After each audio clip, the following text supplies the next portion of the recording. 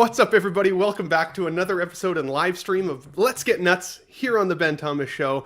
Guys, I've got a special day for you planned because this is now the largest panel I've ever had on Let's Get Nuts. We have some special guests, first time appearance of the She Said No podcast. Gigi herself is here. And so I'm really excited because we got lots of entertainment news to talk about. We got Hot Toys, Jazzinc, Mars Toys, Inart, all of the things, let's be honest. So without further ado, stick around and let's get nuts. What are you doing? You're completely outnumbered here. Are you nuts? You want to get nuts? You want to get nuts? You want to get nuts? You want to get nuts? You want to get nuts? Come on. Let's get nuts. Let's get nuts. Let's get nuts. Let's get nuts. Let's get nuts.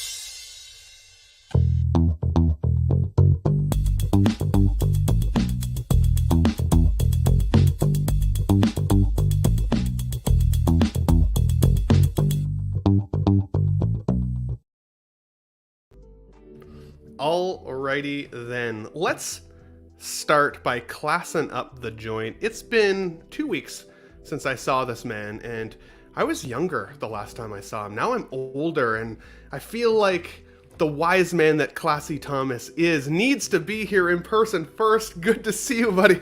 How's it going? Oh, you're muted, buddy. I can't hear you. He was on a phone call right before the show, so. Yeah, how's it going, Ben? Dude, so good. How's it feel to be 1 year older? Hard to say, honestly. I was watching back, I was reminiscing. My very first live stream I ever did was on the She Said No podcast on 16 Fix. And I actually watched a little bit of that episode the other day, and I was so nervous, and I was so green, but my hair was a lot darker. So I don't know if streaming has taken it out of me or like what exactly it is, but I'm happy to be here either way. One more turn around the planet here, right, buddy? So, absolutely. How's everything going with you? Things going pretty good, man. Just regular old stuff. It's starting to get now. The weather is getting warmer, and man, I had to turn on the air conditioning on the porch so I could get my massage chair. You know how I am about the massage chair. I got to be up in there every day. That's funny. That's awesome. And you're going to notice a very stark difference in all of our attire because today it's still only 12 degrees here in Canada. Whereas guys like Marco was saying like you can't exist without air conditioning at the moment, I guess there. So man. I'm still wearing a sweater inside, which is wild. Degrees? So. Whoa. Yeah. I don't mind this. I just got myself a fancy new jean jacket. I feel all fancy and such in the regular life. But good to have you here. Happy belated birthday, and I'm glad that you are around one more year, and I'm glad to be here with you today. Hell yeah, we're going to get so nuts today because this is a wild panel of folks. Oh, yes. We got Jose Plus in the channel with us once again as well, making his sweet return. It's been a couple of weeks since we saw you, maybe even over a month now, buddy. How's things been going for you? It's been good, man, and happy belated, man. I'm glad that you had a nice birthday there. So I'm glad you enjoyed yourself. We are all of us are getting older. Myself too. I got a haircut, and I was like, oh no, get that white streak here because I do not want that, man. They're like, don't cut it up. Yeah, that's what they told me. Like, I'm trying to catch up to Classy with the silvers right here in the chin. You know what I'm saying? I'm trying to catch up, but it's not working out. So, Mr. Jose Plus, good to have you back. But gotta be like, I'm young. It's a mindset. It's a mindset. That's awesome. All right. Now, most of you guys will know this man. He's been doing lots of different videography lately for other collectors. His collection itself is absolutely wild. Some of his videos that he's done recently have been great. The video that I saw for him do of his Jazzinc vehicles was insane. If you missed it, you got to check it out. But we got Philly from Figurecraft here with us as well, buddy. Good to see you, man. How's it going? Hey, everybody. Thanks for having me. Happy belated birthday, too. Hope you had a great time. Looking forward to today. Today's a really awesome day. And just want to say shout out from San Diego. Sunny. It's a sunny 69 over here. So good number for Gets Nuts. But, yeah. Thanks for having me, Ben. Appreciate it. Looking forward to this. As always, really happy to have you here, buddy. And as I said, if you guys have somehow been sleeping under a rock and missed out on Philly's recent Jazzinc vehicle video, you got to check that out 100%. Now, it wouldn't be a stream if we didn't get our British correspondent from across the pond in with us. Now, last time we saw this guy, he was literally like Zordon from Power Rangers. He was just like a floating head in the dark. It was kind of weird. But it looks like he's got some setup now. We got Mr. Pete from Only Frozen and Collecting Weekly here with us again. Good to see you, buddy. How's it going, guys? Heck yeah, Oh, good, good. man. Good to see you, Pete. Yeah, cheers, guys. I sort of took note about your, the change into your hair and stuff, but it's not bad because look, I've got a real Mr. Fantastic going on here, so it's like white. That looks good, man. Yeah. So it kind of disappears when it's not freshly cut, but it's quite a good look. It's a distinguished look, so don't worry about it, Ben. It's Absolutely, all good, buddy. mate. It's all good. Absolutely. Embrace it. You know, it was hard. It was actually kind of hard not to stream last week because I was having a fun day and I was sitting here and I was like, I could jump on the stream, but I'd already told everybody that I was taking the week off. So I was like, no, screw it. I'll just enjoy the birthday, have some rum and cokes instead. I got way too deep into the Kraken though, the Kraken spiced rum. I felt that the next day. I'm sorry. Oh, I yeah. thought you said you got too deep into the crack. I was like, wait. No, I said, hold up, man. Whoa. no Time crack. for an intervention. Oh, all right. Yeah, you self-admitted on stream. You hate to see it.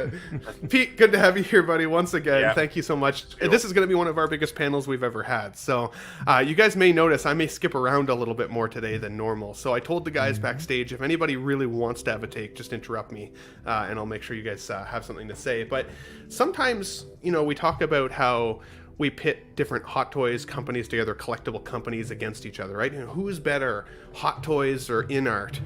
And I was curious what you guys think. Who's better, Irish or British? Because we also brought in Shane from 1/6 Figure Focus here, and we're going to set him right next to Pete and see how this plays out today. How are you, buddy? I'm going to take a strange approach on this. I like to think a lot of those days are gone. Like, we don't want to fuel that heat or that hate. I know it's all in good fun. I'm just glad that you didn't introduce me as the British representative, because our country does get. They've been doing that to Cillian Murphy for years, and it's just not right. Like, So yeah, glad to see everyone. My grandma. Thanks very much.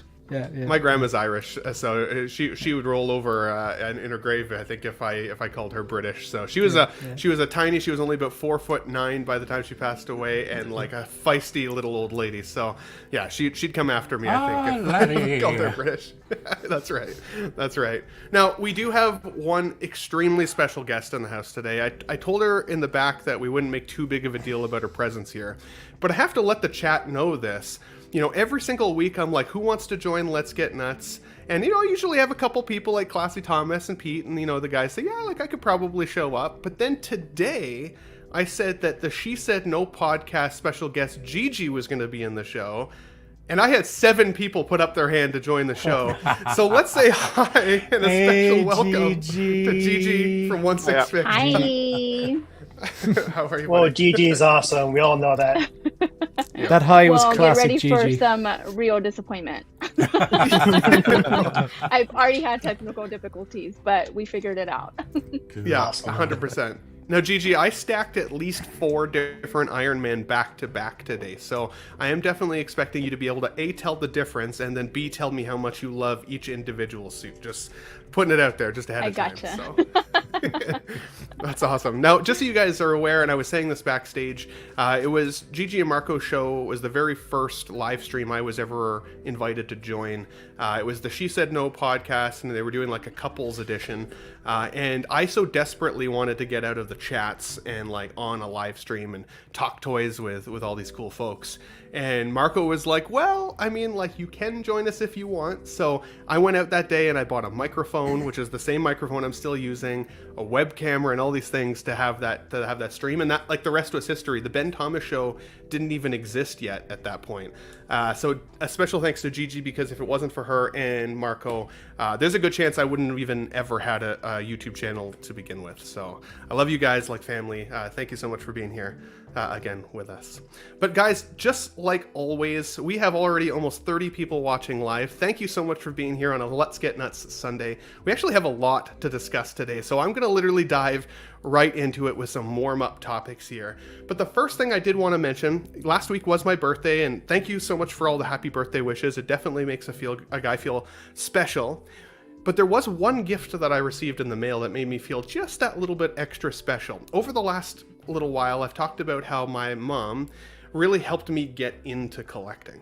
And when I was younger, she went and got pretty much 6 months supply of Shreddies so she could get me every collectible Ninja Turtle ring that existed. And she ate Shreddies for months and months.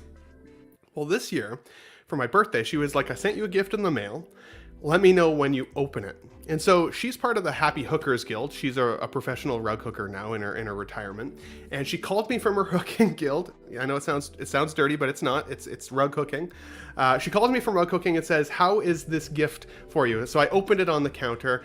And guys, this was what was in the package. Now, these are not my original rings. The only one that I still had left remaining was the Rocksteady ring, which is wild. But is that the one the cat's eating? That's the one the cat's trying to eat there. Yeah, exactly right.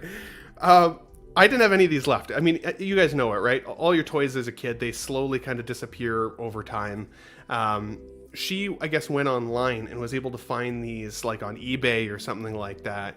The Splinter was still literally sealed in package, which is wild. So now I have all of the Ninja Turtle rings once again, and as you can see, Alfie, the 20-pound silver bangle, was really loving these as well. So special shout out to my mom, just because that was a really cool gift. And you know, there are certain things that, you know, money can't buy, and it's that feeling of nostalgia and that love. And you know what, she could have bought me anything. This was like the best kind of gift to give. Why aren't you wearing it?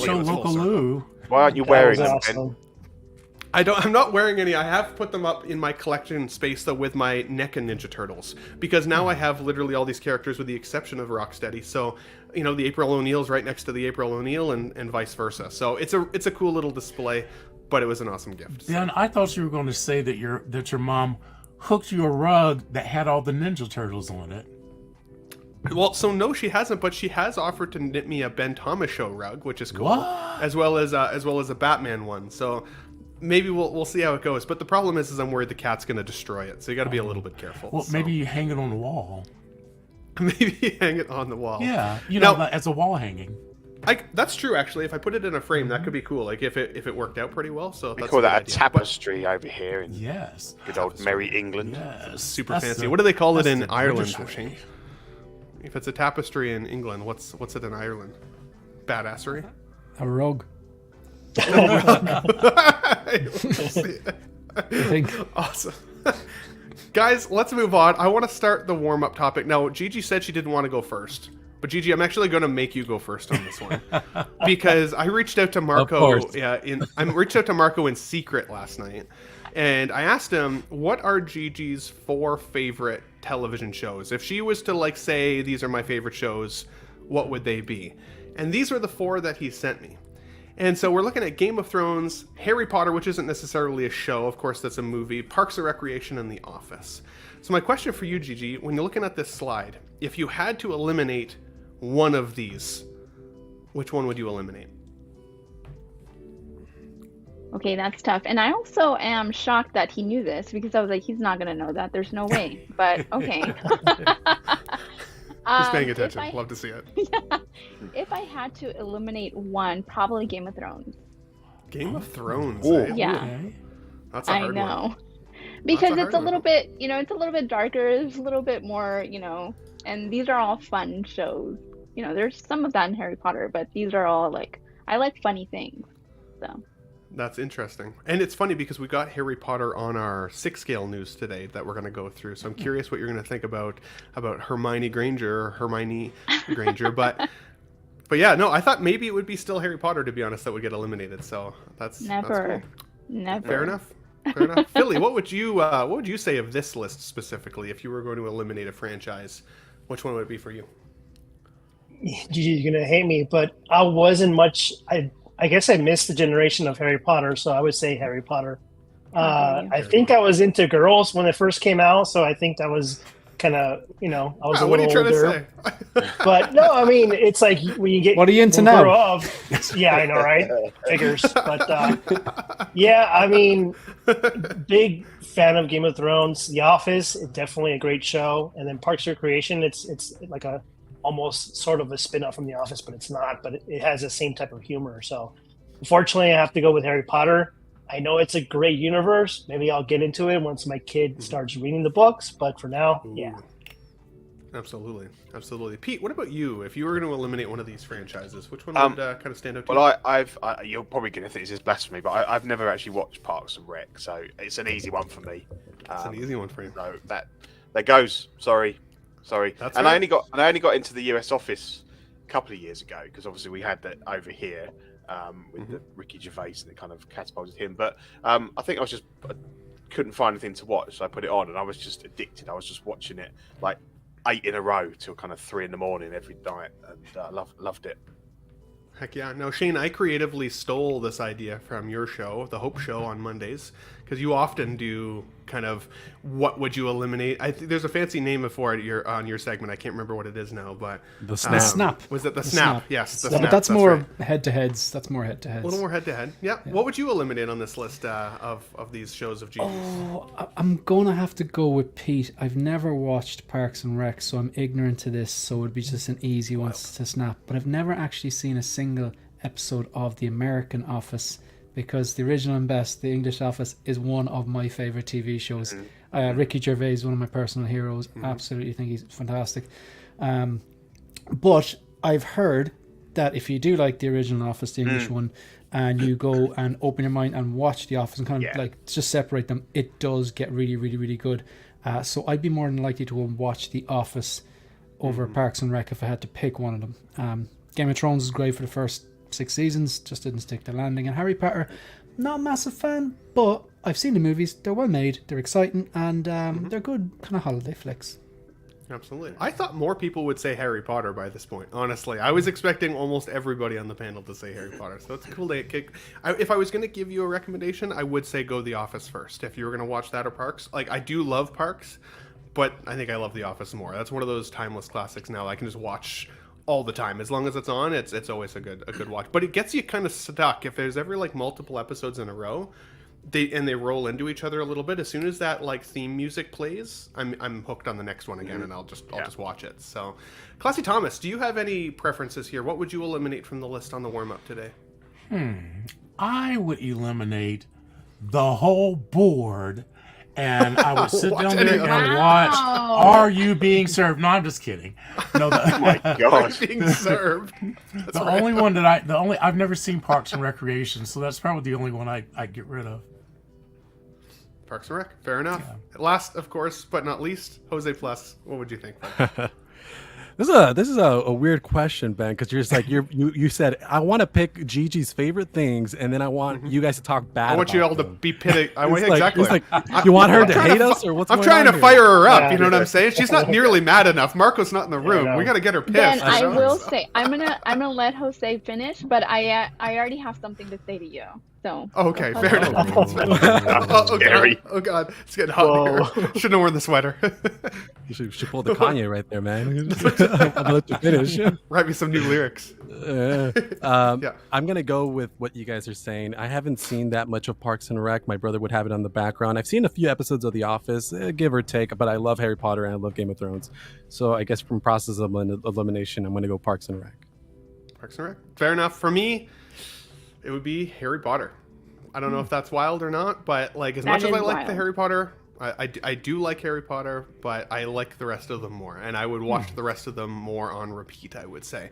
Harry Potter for me was kind of a time period in my life. As soon as they were over, I kind of moved on to the next thing. So yeah, no, fair enough. And we're going to talk about that today because we do have some of that 6-scale news that we have to address, of course. And Gigi, you said you have something to tell me, or do you want to save it for later? yeah, like 2 seconds into the stream, you said, I know you can't buy nostalgia. Then what are we all doing here? Why is Marco spending hundreds of dollars trying to chase this nostalgia? Damn it. I didn't think about it that way. Therapy would be cheaper. But I was, this is your home. That's so I'm actually a gonna great try point. No, feel free to call Just it. unraveled the entire universe. Why am Just I like pull the collecting? curtain back. The Emperor is wearing no clothes. Yes. Oh, my God, right. You just screwed it Suddenly up for Marco. Yeah, suddenly I have no reason to collect anymore. That's it. Street sale for Ben Thomas Show figures, guys. So that's awesome. Great point, Gigi. Great point. Let's move on because we got another warm up for you. And the only warm up is really because I'm curious what your guys' thoughts are on this. If you've seen it kind of rolling online, there was recently some speculation what the Deadpool popcorn bucket might look like. And there had been some theories as to what it could look like. This was one of the theories that had been made, which honestly I kind of liked this selection. There was others that looked like the Dune popcorn bucket. Classy Thomas, he wanted to be able to reach into Deadpool's ass for popcorn. Really weird, but that's what he said. We got it live. Gotta pull popcorn out of it. He poops popcorn. But it's finally been revealed what the Deadpool popcorn bucket looks like, and this is it. Gigi, I don't know if you've had a chance to see this yet or if Marco's shown this to you. So this is at least the one that's designed by Deadpool. Now I'll be curious because of course the movie is called Deadpool and Wolverine. It would not surprise me if Wolverine also gives us a designed by Wolverine version. Clearly this is actually Wolverine holding popcorn in his mouth. They really added some spice to the video when they previewed this, Gigi, because they literally ran the butter down the face of the Wolverine as well. But I'll go to you first, Gigi. If you go to the theater with Marco, is he a popcorn bucket collector as well? And how do you say no to him if he's like, that's cool, I kind of want to put that in the collection room? It's very easy. I don't have a hard time saying no at all. I feel like he would want to collect this, but I just have to. He does go to the movies without me a lot, so he could get it, when I'm not with him. But this bucket thing is getting out of control. Like, I get it. They gotta, ride the coattail of the previous one, but like, enough is enough. Yeah. This is kind of crazy. And I wouldn't be shocked if the Deadpool butt is on the bottom. Like, it's just like, they're kind of getting very creative here. 100%. I do wonder if they're going to give us, as I said, like a Deadpool version from Wolverine. Do you like you said, you think it could be a Deadpool butt if they do it, Gigi? I'm just saying, like, 100%. I think they just want more people to talk about it. I could see it. Yeah, oh my gosh, it kind of looks like a money shot on his face, though. Yeah, that's right. It's pretty rough. Looks like somebody got nuts on him. No, but Thomas, I would actually say that I actually think that I liked this one more, which is funny. And this was like AI generated. This one I actually think I like a little bit less, surprisingly. The other thing that I've noticed is, like, where do you put all these buckets? If you're going to collect them, like, how do you display them? Where do you put them? Jose, you go to quite a few movies. Have you ever collected a popcorn bucket? Would this be one that you'd consider trying to get in your collection, I guess? I actually almost bought that Dune one just for the laugh, but I ended up not.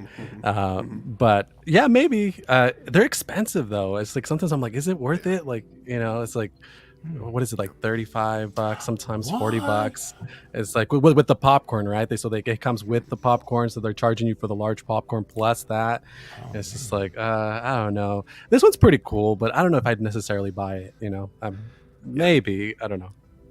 That's fair. I think the one thing that I might not really love about this popcorn bucket is that it's facing upwards. So if you have it kind of on its center displayed, it's looking upwards as opposed to some of the others. Like I saw at the Ghostbusters film, they had the Slimer with his mouth open, but it looks like Slimer just in your collection. Otherwise, you could put like Halloween candy in it at Halloween. Like you could do other stuff with it. This is very, very specific, I feel like, to buttery popcorn. Shane, you said you're a big Deadpool guy, and you can't wait to talk about Deadpool today. Is this something you're going to try and make it to the theater early to put in your collection? Absolutely not. I do not need this in my house. It's cool, it's funny, but no, space is a premium, and that goes for cutlery and dishes as well. There's only so much space I have in the kitchen. No, it's cool, it's funny, but like I think Gigi's right. This is a promotional thing as opposed to a collector's thing. But if you collect these things, more power to you. But after like 4, 5, 6 of these, that must take up a lot of space in the kitchen if that's where you're putting them. So no, it's funny, it's cool, but I don't want it in my house. That's fair. Nope, that's fair. Philly, have you ever considered getting a popcorn bucket from any franchise film in your collection? Not really a fan. I know this is something that kind of manifested after the pandemic, just for the theaters to kind of compensate for the loss of money. So, but I know for a fact my man Calvin is going to get this, and I will be sitting next to him when we go see Deadpool and Wolverine in July. So nice. He's got the room and he loves those, so more power to him. But for me, I'm going to pass on. So. Fair enough. Absolutely. Any of the rest of the panel here, are you guys thinking about getting this? And do you have any theories on what the Wolverine design might be for Deadpool? Jose, or anybody? No clue. No, it's going to be Let us something know in the chat, ridiculous, guys, though. if you think. It's going to be something ridiculous. I still think it's going to be the popcorn bucket with a little mini Deadpool, and you just reach in his crotch for the popcorn, and he's holding the bucket. I honestly thought it would be more like that. 100%. Yeah. Dude, 100%. Guys, I feel warmed up enough. Let's get on with the show here. There's got lots of entertainment news, but I definitely want to say hi to the 40-plus people that are already here with us. But let's special shout out the Tough Nut crew. So we got Alvin J collecting weekly money, Mendez, 6-Scale Mafia, Katera, Feezy's Figures, King Dingaling, 6-Scale Collector, Paul Schreiber, The Batman, The Movie Canon, 1-6-Figure Focus, SpongeBob Square, Bowles, The _ Empire Strikes, Peter Cass, Ryan Smith, Collector Joey, Sam Gist, 14 Wellington, Jose G. Hernandez, 12-Inch Moose Dream, Collection Obsession, Blurred Dad Life, Danny Spotchka, Rachel Miller, Honest Hansel, Action in the Box, Figurecraft, Neilorific, Action Figure Academy, X-Man Supreme, Don Maton, Kenneth Jacobson, Valkyrie Magnus, Adrian Cervantes, Alex Serrato, and Christopher Belzano. Thank you guys so much for being part of the Tough Nut crew. But of course, we have so many people watching live, so let's say hi to these folks as well. Is that everyone? I can put it more.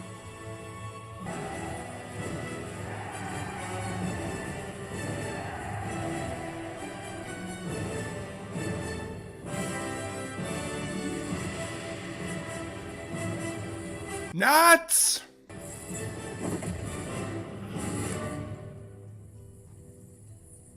Assemble. Nuts assemble. Love to see it. We got Noble Young here in the chat with us. Good to see you here, buddy. Thanks for joining in. We got Nix _ Collectibles. Sup, pals? Good to see you, buddy. Make sure you go over to his channel if you missed it a couple weeks ago. One of the coolest wrestling events anywhere on YouTube, in my opinion, made by Nick, and of course his guy there as well. I forget the channel name. Jose, can you help me with that? 1-6 Wrestling? compadre. Yes. Oh, but his, Riley? Which one? Why am I blanking? His co-partner. His co-partner. Riley? Who are you talking about? I don't know. Nick, what's your guy's name again? Your other show host. No, his other show host. Oh yeah, Justin. I forget his channel name. Justin, but what is his figure name now? Or his Isn't it how you figure? No. Is it how you figure? No, that's not him. No. Let us know, guys. I can't remember. I wanted to shout him out because I love the dude's voice. I love the dude's voice. Oh, he's great. He's great. Yeah. We got a collector with us. Hello, everyone. Good to see you here, buddy. We got 1-6-Figure Focus in the chat and in the panel here with us as well. Good to see you. We got our good friend of the channel here, Low Key Collector. He says, "Have a great show. Thought I had the clearance to jump on, but she got me last minute. Hate to see it, buddy. Husband duties for sure." We got Mr. 12-Inch Moose Stream, one of our greatest channel members here in the chat. He says, "Hello, community of collectors. What is this? OWK Vader." So that's Obi-Wan Kenobi Vader arrives tomorrow. Good to see that, man. I you know what pisses me off? I'm still waiting on mine to ship, and I went to do a toy store yesterday, and there was one sitting on the shelf, and I'm like, man, that, I don't know, something about that. I feel like when you order from Sideshow, you should be able to get it from Sideshow before you see it in smaller retailers. But maybe that's just a Canada thing. Ben, it's Fig Fate. Fig Fate. Fig Fate. Thank you very much. Appreciate that. I love his voice. He's Yes. My girlfriend was listening, and she was like, he should do that professionally, honestly, really, really good. So if you're watching, buddy, sorry couldn't remember the channel name for you. We got Valkyrie Magnus in the chat with us as well. What's up, Bentito? Good to see you, buddy. We got Badfish in the chat with us as well. We're gonna get Badfish in with us here soon because he's been catching up on all the previous episodes. But he says, "Hey yo, good to see you, buddy." We got Gio here, the movie canon, of course. Hello, collectors. We got Cylon in the chat with us as well. Hey everybody, good to see you, man. Thanks for joining in. Let's see here. We got Jose G. Hernandez himself. We've got Togar66. What's up, folks? Dropping by to say hi. Good to see you here, man. Thanks so much for joining in, of course. Today we got Sith Scale Collector here with us, one of our great channel members as well. We got Tim Harvey with us. Good to see you, buddy. What's up, Nut Crew? Thanks for popping by. We got Mr. Mark P in the chat with us. Up, everybody? Good to see you, as well as JB in the collection or in the channel here as well in the chat. Thanks for joining in, buddy. Appreciate you here. We got Mr. Ryan Dean here as well. Now, I don't recognize you, Ryan, because of your picture. It's changed. But Ryan's often giving us a lot of his thoughts on the movies and stuff like that, so always good to have you here on a Sunday. He says, "What's good, y'all? Hope everyone's having a great weekend. You too, my friend." Let's see. I want to make sure I don't miss anybody, of course. We got Elvin J, the very first person who became a channel member. as well as the very first person who ever sent me a super chat. Love you here, buddy. Thank you so much for popping in. Appreciate you. We've got Gigi herself in the panel and in the chat. She says, hi, everyone. I don't know if I did that hi well, but I tried. I'm sitting in Marco's chair and I need a booster seat. I hate to see it. I didn't think Marco was that tall, to be honest. I've seen the man in real life, but we'll get you guys a 1/6 fix booster seat for sure. We got Jim Collector in the chat here with us. He says, sadly, I have to head to bed, but we'll catch it on the replay. Have a great stream all. Good to see you here, man. I actually watched Jim on was it the Wolfpack the other night? I can't remember what show it was. I think it was Wolfpack. He was Wednesday. on Copper Drop. Yeah. Copper He's Drop. going to be on Yes. the Hope Show tomorrow night. Heck yeah. Awesome dude. Love his voice. Very well spoken. Really, really excited to get him here at Let's Get Nuts as well. So time differences are a little bit tricky sometimes, but we'll make him stay up late if we have to one of these days. We got Honest Hansel in the chat. The winner of the last giveaway, channel giveaway, I should say. We do have another channel giveaway to announce here shortly to the members, so stick around for that, guys, as well. If you are members, we got Action Figure Academy with us as well. Good to see you. And to Cothry, haven't seen you in a while here, buddy, but live long and prosper. Hope you're doing well. Wow Stack panel today, he says. Absolutely. I think I've almost got everybody. Let me just make sure. Let's just double check. Don't want to leave anybody out. Adrian Cervantes, good to see you here, buddy. One of our channel members as well. We got Defet in the chat with us as well. Hey, buddy, how's it going? And I think, other than SG Collectibles, good to see you. Let's get into it. Thank you so much for being here, watching live, and letting me take a couple minutes to say hi to everybody. I appreciate that, guys. Now, one of the first warm-up entertainment news topics before we get into all the 6-scale news is this. The Batman. Of course, Robert Pattinson version came out in 2022, I want to say now. I think it was about 2 years ago. I really enjoyed the film. Just like when Heath Ledger was announced as the Joker and everybody was like, what? Like the dude who bangs Jake Gyllenhaal in the tent in that cowboy movie? He's going to be the Joker? Like, how is that going to be the case? And then I freaking loved Heath Ledger. And you know, of course, Twilight Boy here, Robert Pattinson, I wasn't totally sure he was going to make a great Batman either, and then I really, really enjoyed the movie. Now, it says here, reported by Screen Rant, that the Batman 2's title breaks a 74-year-old Dark Knight sequel trend, which is, of course, it's going to be called The Batman 2. Not a very creative title in my mind, to be honest. So, Pete, I know you're a big Batman fan. Is this something that, like, you think should be record-breaking? Is it worth discussing? Or do you think that they're just, at this point, not being all that creative? Like, what are your thoughts there? Yeah, I think it's no news, really. I mean, obviously, the original's title was not very inventive, and, you know, it's the simplest way to come up with a title for a sequel. I did enjoy the movie. Not my favourite Batman by any means, but the movie was fun. I know we've got the Penguin spin-off series coming soon, I think, end of this year, which could be quite good. And then obviously, I don't know if we know anything about the plot of the next one and who's going to be in it, villain-wise. But yeah, I certainly look for it. And to be honest, it doesn't bother me. The titles are, you know, icing on the cake, and they can call it Batman 2 if they want. I've always thought it was interesting how they come up with some of the titles, like even like the kind of the history around Batman Forever coming in after Batman Returns and why it was called Forever. I thought that was interesting. Yeah. The Batman 2 feels like very kind of bland in my opinion. Like I thought there'd be some more. You mentioned the villain, like who might be the villain. I keep hoping for Victor Freeze, to be honest, like because I think some of the best villains of all time are people or characters that you can kind of relate to. You can kind of understand their motivation. And Victor Freeze has one of the greatest episodes in Batman the Animated Series with Heart of Ice, where you find out that the reason he's even a villain is because he's trying to keep his wife alive. She's dying. He has to cryogenically freeze her, and as a result kind of becomes this villain in order to keep the person he loves alive. And how do you pit somebody like Batman against that? Right? Because you can understand why he's in that position. And I think that could be a great like character arc here. Gigi, do you have a favorite Batman yet at this point? Because I know sometimes you say that they all kind of look the same. Totally get that. They're all in black suits. You're not totally wrong there. Do you have a favorite Batman yet? I'm going to be honest. I don't like any of them. If I had to choose, I would choose Ben Affleck. Okay. And yeah, to answer your question, I think they're all terrible. Interesting. Did you watch the Robert Pattinson one with Marco? Yeah, or I on your did. own? That's when I realized that Batman was like a detective, and Marco was like, hello, the world's greatest detective." I was like, I never knew that, and I grew up with the cartoon, so this is news to me. That's fair. I think everybody just kind of sounds the same. What did you like about the Ben Affleck one specifically? Like anything specific that stands out, or just kind of his presence, his size? I don't remember. No, that's fair. So in terms of the name, I think that it actually makes more sense to me, because if I had to tell you the names of the movies, I think the only, and I don't know if I'm making this up, but it's only like The Dark Knight and Batman Rises. That's the only thing I ever remember. So when I asked Marco, I'm like, is that the first one or the second one? So Batman 2 actually makes the most sense to me. Like, I can just say definitively, oh, like Batman 2.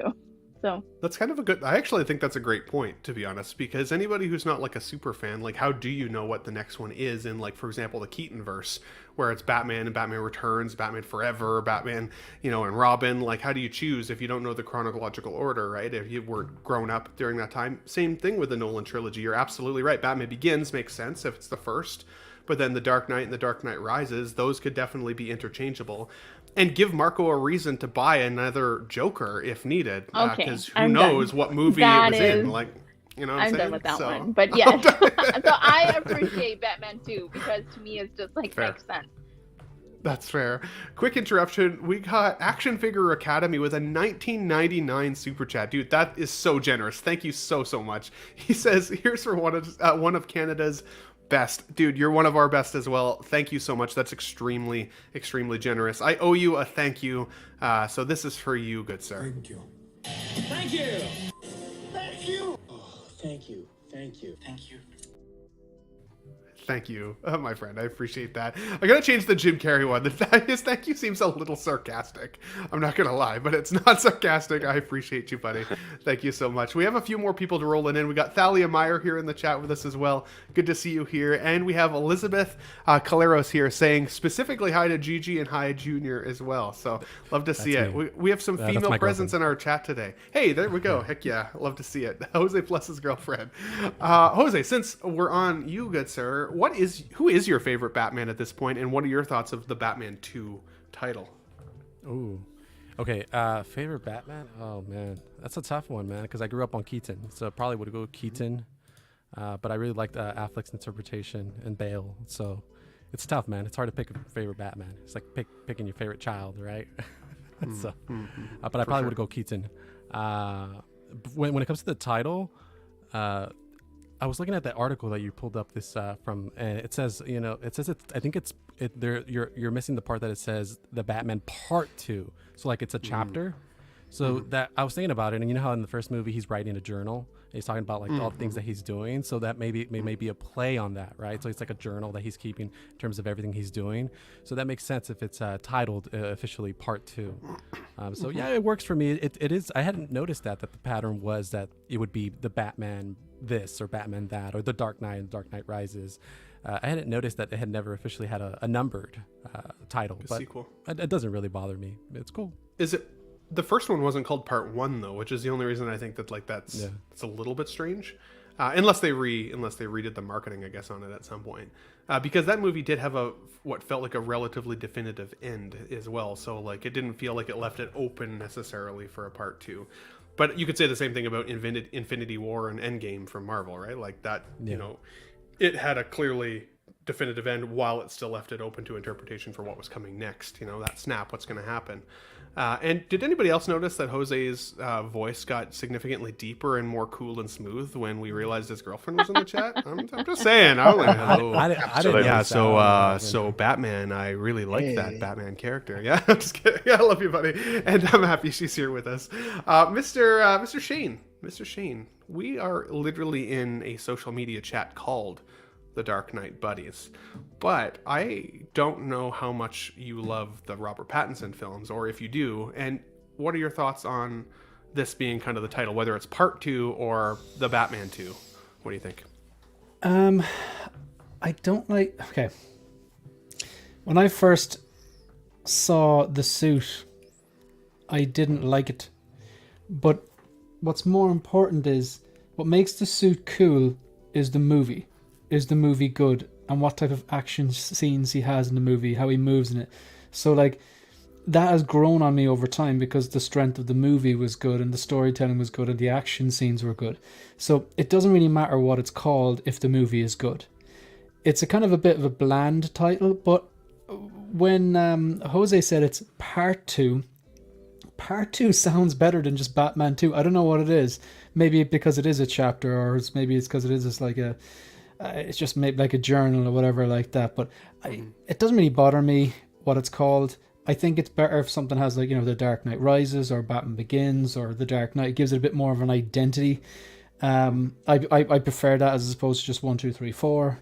But it doesn't matter. If the movie's good, the movie's good. The title isn't going to make or break the movie. I'm pretty sure there's plenty of movies out there with amazing titles that were just awful films. And I wonder if they'll keep up with it then, if they do any more, or if this will be the last one of Pattinson's, because like I think of like the John Wick chapters, for example, where it's, chapter 1, 2, 3, I think was Parabellum, and then 4 again. So like, but I was always a little bit confused with the Parabellum edition in the John Wick 3, because I didn't know if it was like a kind of a divergent movie, if it was still technically the next one in order. Like that actually ended up confusing me a little bit, which was weird.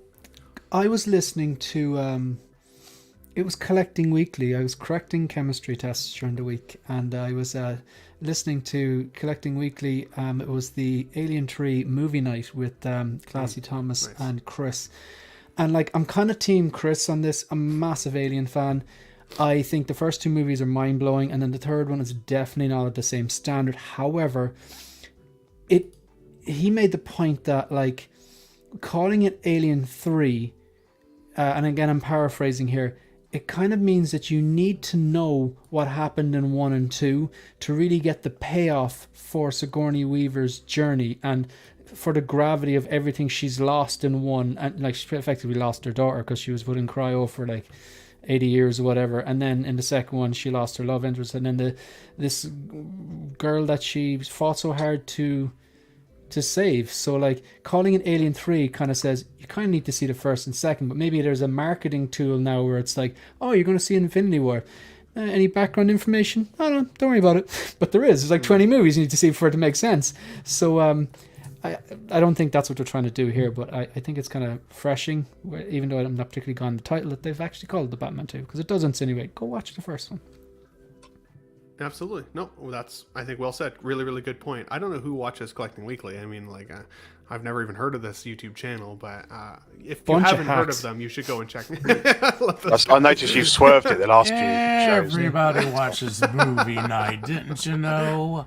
Actually, I quite enjoyed it. Becoming one of my favorite shows to watch, buddy. Yeah, it was a good show. I quite enjoyed it. Yeah, really, you guys are doing a great job, and I love how like organized you guys are in your thinking. It doesn't go too wild like Let's Get Nuts, where we get in these weird, random tangents. It's very well thought out and collected. So definitely check out that show on Collecting Weekly if you guys get an opportunity to do so.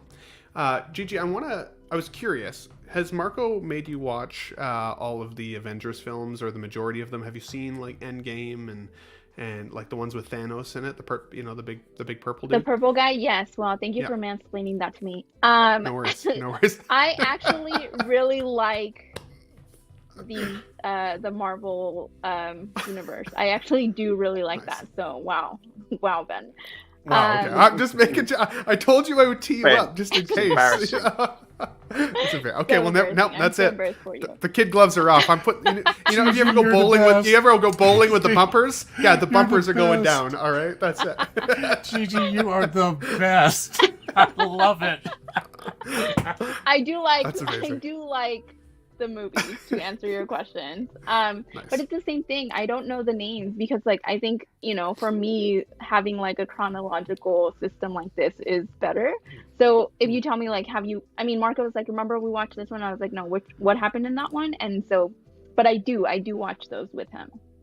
Absolutely. The reason I was asking, by the way, I have some context, because in Screen Rant's reporting here, there was an interview done recently with Robert Downey Jr. And, for a while there, it was kind of like, no, my time with this role is kind of over. Iron Man's over.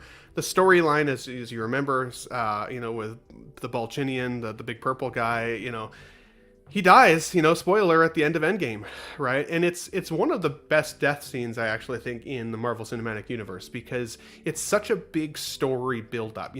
The person he starts out as is kind of that self-fulfilling dude who doesn't really give a shit about anybody else, and he becomes the person who is willing to sacrifice himself for, half of civilization. And I always loved that storyline.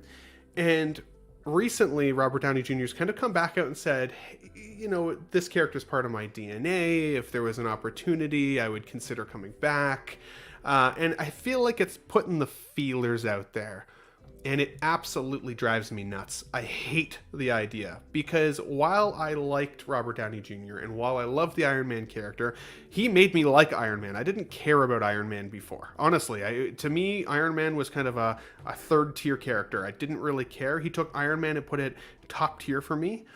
But because of the way his story arc finished, the death, the catharsis and emotional impact of that character, I think if they bring him back in any way, shape, or form now, I feel that undoes some of that emotion. 100% agree. Yeah, sorry, I was going to say, Shane, do you agree? No, tell me how 100% agree. That's kind of, that's his arch. It's finished. And like, in fairness, right? The guy, it's not as if the guy's stuck for work. He just won an Oscar. You know what I mean? So the guy has literally been platformed here. He's owned that character, and he's gone on to seriously a highbrow movie with Oppenheimer, best picture, best director, best leading role, and he's got an Oscar. Like, I mean, the guy, he doesn't need to come back. Like, you know what I mean? And I love Robert Downey Jr. I'm not sure if this is true or not, or is this just rumors? But I 100% agree with you. Sorry, Ben, I cut across you. No, it's good, because that's kind of the I should say the gut check I was looking for, because as soon as I heard him say that it could be a possibility, or not even that it could be a possibility, just that he was open to the idea, it's like, don't do it. People have been so frustrated with the Marvel Cinematic Universe lately that, like, I feel like this is just, it would be a very hollow choice. It would be them trying to put a band-aid over the stuff that hasn't been great to try and be like, hey, remember how good it was. Gigi, what did you think of the emotional kind of end for Tony Stark? Do you think that there is a way that they could bring him back that, like, you would even like to see? Yeah, I think that was actually, I think I choked up a little bit. I don't think I cried, but but I almost like couldn't believe it. I was like, no, there's no way he's actually dead, because he's such a like big character. So I think that, and then they're playing with the multiverse, and so there's an idea that it can be brought like that way or whatever, but I do think it cheapens it a little bit. Yeah, keep him dead, like he's good. I agree. And Shane, I think you put it like perfectly said. The way that you said it was perfect. But yeah, like, and maybe, I mean, I don't know that much about, like, sorry if I don't mean to offend anyone, but like the Star Wars, right? Like where they bring up like the deep fakes, or they do, those things. I can see them doing like a hologram type of thing, or like he left something with Jarvis or something like that, him like speaking. But I would say that's probably the only way. Like, he does not reincarnate, just like his, I don't know, like a video or something. Well, that's a smart call too, because at the end of Endgame, he did have like that recording of himself for his daughter, right? The "I Love You 3000" recording, and so yeah, I mean, for all we know, he recorded himself constantly. There could be a bit more of maybe a memory bank of it, which that's a good way to maybe bring him back without it taking away the impact of the death. Pete, I mean, we're surrounded by Marvel characters, most of us in our collections. Do you feel like there's an acceptable way they could bring him back, or just leave it off? Like, yeah, I think we had a similar conversation a couple of shows ago when Chris Evans was talking about coming back as Captain America. I think, to be honest, the Infinity War Endgame double bill was one of the greatest cinematic, epic adventures ever. Brilliant, and I really admired the fact that they did kill off Tony Stark, who was kind of like, he started it all, and it gave it a huge weight. And Captain America had a really great send off as well. I I agree with all the other panelists. It really cheapens it, and it pisses me off when Star Wars. We've seen so many characters that are dead come back. Boba Fett, Darth Maul several times. We keep hearing about Mace. Samuel Jackson wanted to play Mace Windu again, and I don't know. It annoys me a bit really because I get probably with Marvel things have been a bit on the downward trend recently with movies, and it's very tempting to bring back some of these massive stars to kind of give an adrenaline boost to the franchise. But yeah, I'd rather he stayed with his ending that we all loved. Totally agree. Philly, I'll go with you last here before we move on to the next one here. Any thoughts on a return of Robert Downey Jr.? Do you feel like it would hollow it out like the rest of the team here is saying, or do you think that there's a positive way that they could bring him back that people would actually like seeing?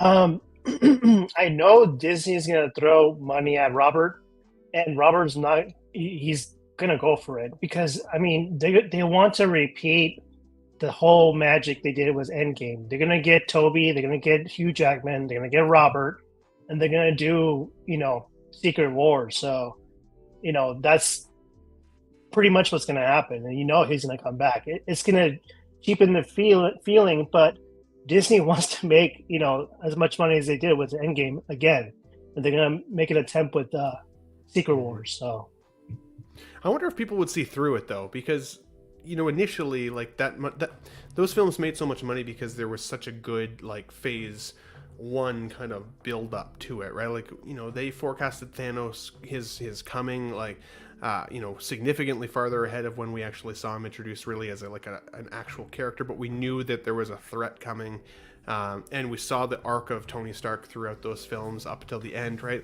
The first film ends with him saying "I am Iron Man," and his dying words is "I am Iron Man," and it's just it was so perfect.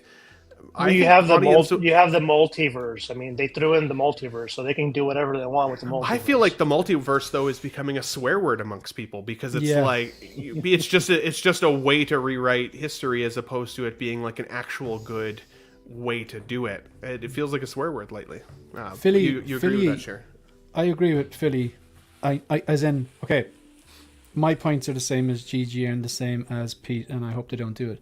But I realize money talks and the mouse is pure evil, and that's probably what they're going to do.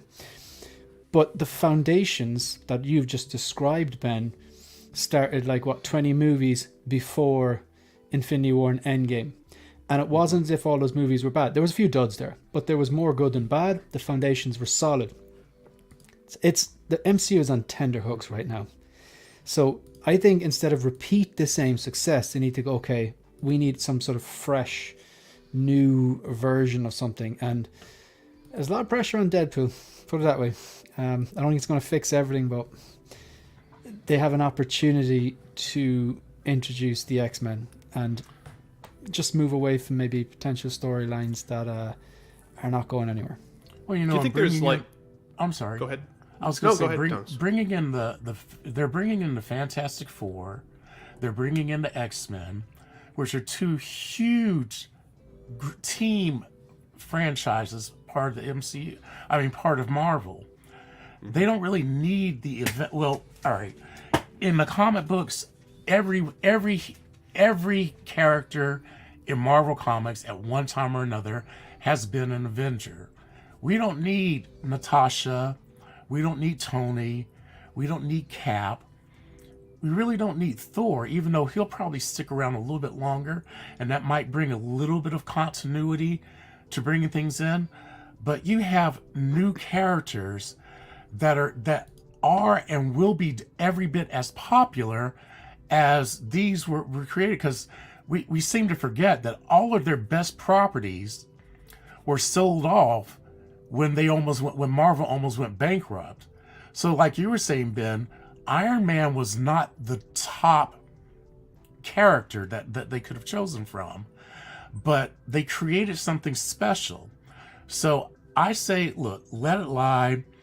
Let the creatives do what they do. we just need the corporate guys to step back and realize that the creatives have it under control. Because Sony tried to do the same thing when they tried to strong arm Marvel into taking Spider-Man into a more multiverse type of thing when they wanted to keep him street level. And MC was able to at least talk them down because Sony was after the cash grab. They said, oh yeah, well, No Way Home did so great. Let's recreate that. No, you can't recreate something. The fans are going to know it. We're looking for great stories. We don't need you to rehash the same old stories over and over again and expect us to lay out. How much is a movie ticket now? I haven't actually been to a theater recently, but I know it's not cheap. How much is it? Like $17? Well, it's with or without the popcorn bucket. I believe you buy the about $200. $200. Yeah, okay, yeah, $200. $10. Yeah. So yeah, transport there, fuel ain't cheap.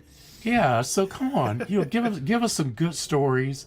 Give us these great new characters that we have been waiting for to get back into the hands of the MCU, and let them fill in the Avengers. You still have some remaining members.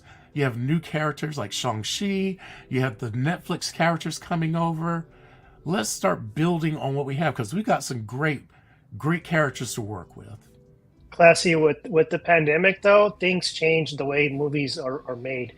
So they've already lost a lot of money with all these duds they kind of did. So they're going to just re-strategize. Instead of putting out multiple movies, they're going to just put one really big one. And this is probably, unfortunately, not going to be like phase 1 or 2. They're going to just probably do 1 or 2 movies and then end up coming with a Secret Wars afterwards. Interesting. No, great thoughts there as well. And some great comments from the chat as well. I'm 40, Tukathru says, and going to watch it. I'm not going to watch any Pop-Tart Avengers. That's hilarious. I don't even know who's on the Avengers team anymore at this point. If you ask the average person, like, who's on the Avengers, it's like, actually, I don't really know. Space Dog. Rocket. Yeah, right.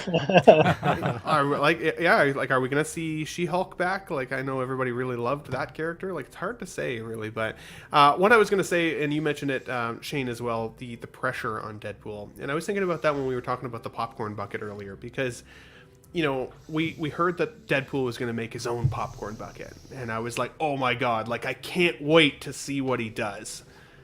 And then they announced the popcorn bucket, and I was like, oh, okay, well, like that's weird. Like, I mean, I probably wouldn't buy it, and it's not as funny as I expected it would be, and but is that my expectation being higher than it could even be, right? Like, it's just a popcorn bucket at the end of the day, but the movie is also just a movie. Like, how much can you expect Deadpool to actually save the MCU versus what it'll actually just do as a film? What do you think, Shane? Okay, first of all, I think the whole popcorn bucket thing was because they had the Dune 2 popcorn bucket and we knew what it looked like, and everyone went, well, if they've done this for like not a type of slapstick type of comedy movie, and Deadpool definitely leans into the toilet humor, they're going to do something mind-blowing. I think that's what happened, where that just coincidentally looked like whatever it's supposed to look like.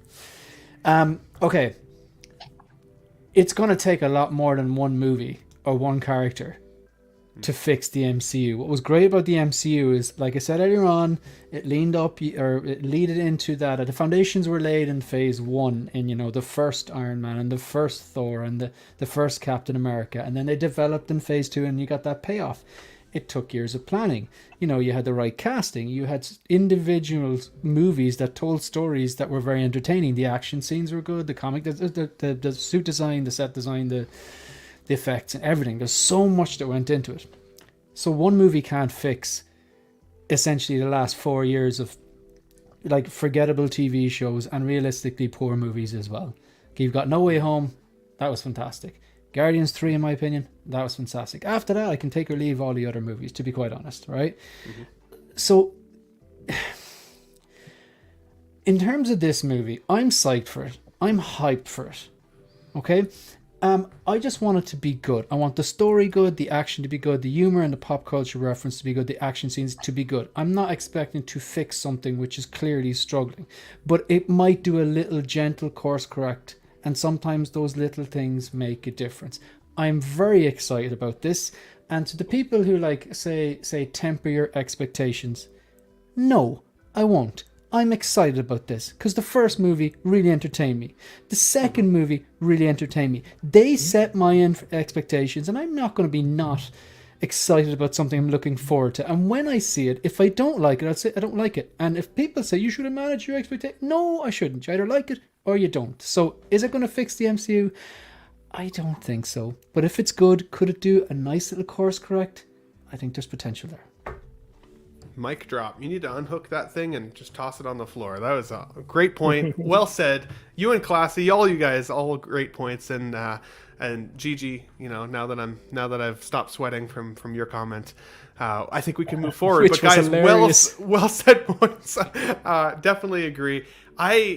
It's going to take a lot to I think course correct the MCU, but I agree with you, Shane. I'm going in trying anyways, without expectations to Deadpool 3. I think it's going to be a fun movie either way. And you know what? If it fixes things right, if it doesn't, I hope to just enjoy it as a standalone piece, just like I did with the first two films, because I'm excited to see what they do in terms of 6 scale.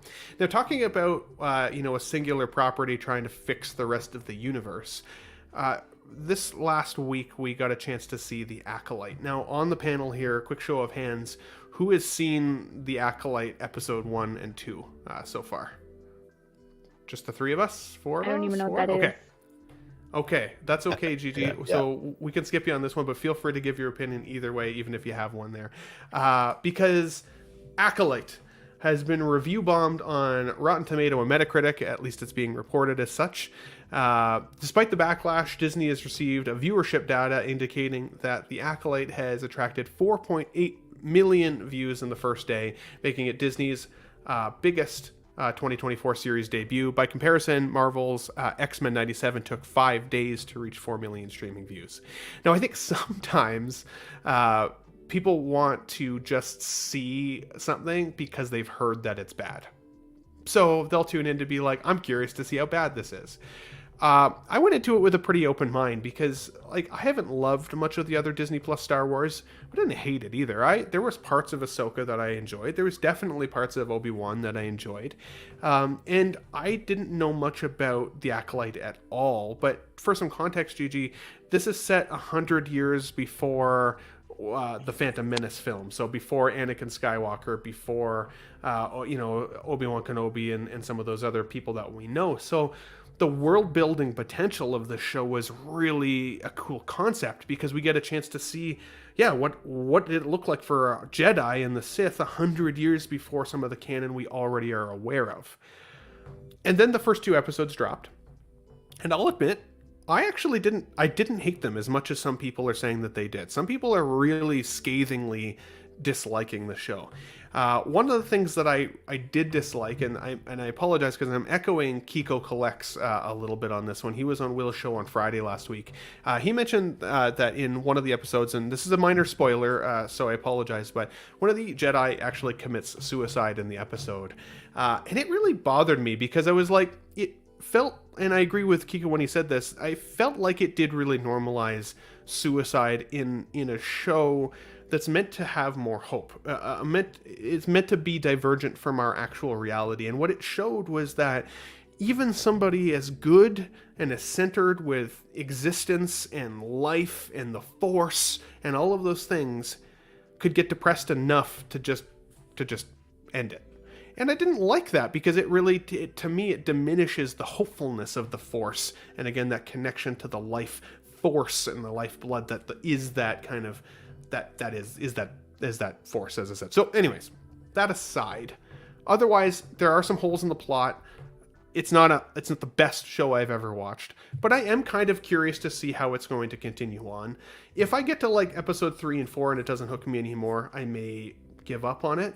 But it was interesting to see reports of this being essentially review bombed, because I think that could also just be a bit of an excuse for poor scores. Star Wars fans are traditionally some of the hardest folks out there to please. So, Pete, I'll start with you because I know you're, of course, a lifelong Star Wars fan, and you said you've had a chance to see these first 2 episodes. Of the things that I really liked this main character here. I forget his actual name, but he's from Squid Game. He was one of the main actors on that show, and I really like his portrayal of his character. But what about the rest of the show? What are your thoughts on it so far? Yeah, I've watched them both episodes twice, so I kind of had a chance to review them. Yeah, I've not been blown away. I didn't expect to be honest. I know Shane was talking about managing expectations. I kind of go into these things with not really expecting a lot. I know that I'm going to see some cool visuals, lightsabers never get old or that kind of thing. I'm not blown away, but I will, I'll stick with it. I was surprised at how I didn't check the run times before I watched them, and I think definitely the second episode seemed very short and kind of ended really abruptly. The thing that annoys me about it, and I suppose this is a minor spoiler, is they just seem the ineptitude of these Jedi. That the one gets killed because basically there's this thing that they don't draw their lightsaber unless they mean to kill. Okay, that's got you killed. And there's a scene where there's 3 of them surrounding somebody that they're trying to capture. Throw some dust in their eyes and she's gone. They do not come across as like the greatest warriors the universe has ever seen. They seem like a bunch of bumbling idiots. Especially Yod. He seems like a moron. Yeah, absolutely. And yeah, I totally get the suicide thing as well, because I think there's a time and a place for that kind of thing, and I don't think Star Wars is the place to, to drag us down to that. We know it's a really sad thing that happens in people's lives, and there's other shows that deal with it, better. I think we don't obviously know what the context of that was yet, but I didn't despise it enough to not watch anymore, but it didn't blow me away by any means. Absolutely. Trimbledust says, in my opinion, one Jedi took his life, not a reflection of the Jedi as a whole. Fair enough. But I do see the Jedi as a group of people that are Jedi because of the way that they connect to the life force that is the Force. And so to me, it feels like it still takes away from that hopefulness. Even like, for example, like Obi-Wan Kenobi is devastated for a lifetime about what happens with Anakin, but he doesn't end his life. He finds a way to face it head on, and that is one of the parts that I liked about the Obi-Wan show on Disney Plus. Shane, you said you saw this show. What are your thoughts overall? As spoiler-free as possible. If possible. I got to see it a week before it came out on Disney Plus, because as a member of the 501st in Ireland, we basically got an email saying that Lucasfilm were running a special preview. So we got invited to the Lighthouse Cinema in Dublin, which is a really, really nice cinema, and got to watch the first 2 episodes just in the cinema, which is cool, for free. And it was very, very nice, and it was great. But I just wish it was better, because I think if I knew what it was like, I probably would have stayed at home. I suppose I was going because... Yeah, I was going because, I got to see the boys in the 501st, and they're all really, really nice guys, and it was pretty cool to be invited, and I'm grateful for that. The way I describe this is, like Pete, my expectations were on the floor. So it definitely wasn't overhyped. I had no expectations for it, and I thought, I'm going to go and see this with an open mind. Maybe it's new, maybe it's fresh, maybe I after watching the sequels, I thought, that's it. You just have to be comfortable that some of the franchises you like, you'll never see another good movie again. Terminator 2, there are 2 movies. I've seen the rest of them, but there are still 2 movies. I'm never going to see a Terminator movie like Terminator 1 and 2, and that's okay. That's fine. It's had its day. It was fantastic, and I love that. The first 2 Aliens movies, I'm never going to see a movie of that standard in that franchise again. I don't believe. I watched them all, but I don't believe. I had a stage where I was watching the sequels trilogy, and I was like, right, that's it. You're never going to get Star Wars content again. It's good. But then The Mandalorian season 1 and 2 came out, and I was wrong. That was fantastic. Andor was fantastic. But when I watched this, the way I would describe this is, I would recommend The Mandalorian to a Star Wars fan and a non-Star Wars fan. I wouldn't recommend The Acolyte to either. Interesting. So it wasn't the worst thing I ever saw. There was a few little things which were good, but I'm talking about maybe some of the fight choreography, or I kind of like the main character, kind of. But no, not for me. That's fair. Trimble Dust also mentions here, didn't Obi let Darth kill him in episode 4? Yes, definitely. But I didn't consider that as him I didn't consider it as taking his own life. I considered that more, and maybe I misinterpreted, but I always felt that was more of he recognized that he'd be a greater support level for Luke Skywalker if he could connect to the Force overall. Like, his time on the planet was coming to an end, but he knew it was a sacrifice rather than a suicide. Yeah. And he was distracting essentially Vader so that, Luke, the chosen one or whatever, could get away. So there's that. Absolutely. Gigi, you said you didn't love Star Wars, or you're not a huge Star Wars fan. Is there anything about Star Wars that has kind of got your attention that you did? I know you like Harry Potter. We talk about these guys being space wizards. Is there any connection there at all, or do you really just not enjoy it? First of all, I don't know who said that I didn't like Star Wars. Didn't you say that earlier in the show today? No, I thought she said I was going to offend people. Yeah, because I don't know their names. I don't know the names of the movies. Okay. Sorry. Like Marco says, I'm a casual. I don't know the backstory. I actually don't think I watched all the movies. But yeah, I like their costumes. It's close enough for me to Harry Potter. That's fair. And you've been to Disney World or Disneyland, like the actual Star Wars setup there, right? If Disneyland, yeah. I like all the little creatures, like the little babes. Cool. Yeah. Interesting. I would watch this. Yeah, you'd give it a chance. Yeah, I think it's like the. Sorry, go ahead. No, I was just gonna say we were at Disneyland together when we went to. I helped her. We were getting on all the cool rides because I had my my Jose Plus pass. We got on all the rides. That's a flex. Is his girlfriend still in the chat? Yeah, I met his girlfriend. I met Elizabeth. Nice. So we've been there. Just saying, Ben, we've been there.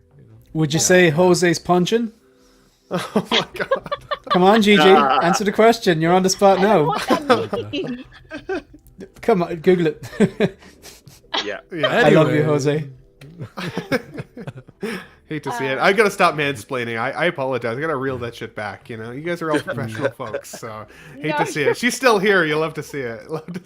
Maybe she should answer the question. She'd be like, "Yeah, he is." Yeah.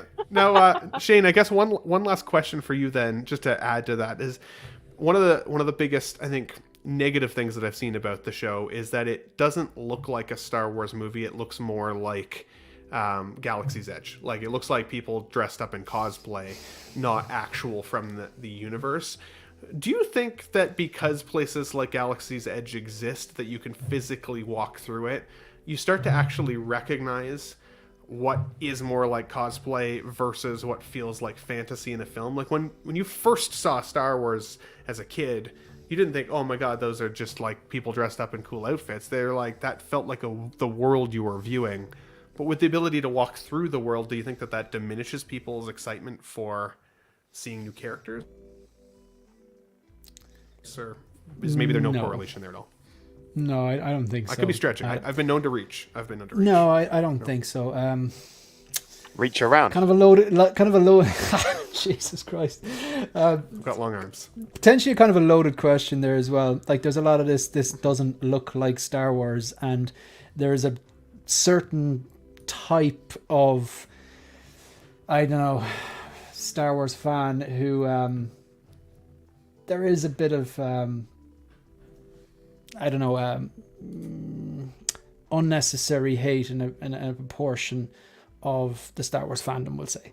So maybe the whole "it doesn't look like Star Wars" thing is maybe a bit of racism potentially. So I think maybe that's out there, So no, I don't think it's to do with Galaxy's Edge or anything like that, to be honest. That's fair. Nope, that's fair. Fair enough. Collector Joey in the house with us as well. Get nuts. Elizabeth says she's got to sign off. Gigi, have fun. Thank you for joining. Hopefully you'll join future Let's Get Nuts shows as well. Always welcome here, of course. And thanks for allowing Jose, out today to be with us as well. So, of course, if there's any allowance whatsoever, let's be honest. I'm just teasing you, guys. We still have 50. Why are you playing? Right? Why? We still have 54 people in the chat. Thank you so much for being here, getting nuts with us today on a Sunday. I know Gigi is a very professional lady. She's got some things coming up in the next half an hour. She's going to have to leave for. So I do want to get to some figure news because I'm curious to see how she's going to feel about this next one. Because we haven't got to see this on She Said No podcast yet, and I'm curious if Marco's got this come into his collection. Let's be honest here. So this figure popped up. This is Kit Fisto from Star Wars, which is why I was asking or trying to remind myself, Gigi, if you liked Star Wars, because this is one of those characters I've been collecting since 2014-ish. For as long as I can remember, Star Wars collectors have been saying, we need a Kit Fisto, like that. It's needed. But from my recollection of this character, this is actually the screen grab that I remember most. I love this that is from Attack of the Clones. It's a very funky smile on this character. And then in the next film, he gets killed pretty darn quickly. Like, his cool level kind of goes away very, very fast. So I know that there are some animated shows that exist with this character in it. I've been told that if you watch it, that's where you're going to find that love for the character. But then the majority of collectors I've talked to have said they're not getting this in their collection, even though there's been this outcry for this character for all this time. What are your thoughts on the figure here? I'm cool with it if you don't know the character, but if Marco was to put this squid-like man in his collection, would you have any thoughts on it? I actually like this. I don't know who this character is, but I think it looks different enough. I'd rather have him have this rather than another Joker or another Batman. Like that's enough. Well I'd said. rather have theme variety.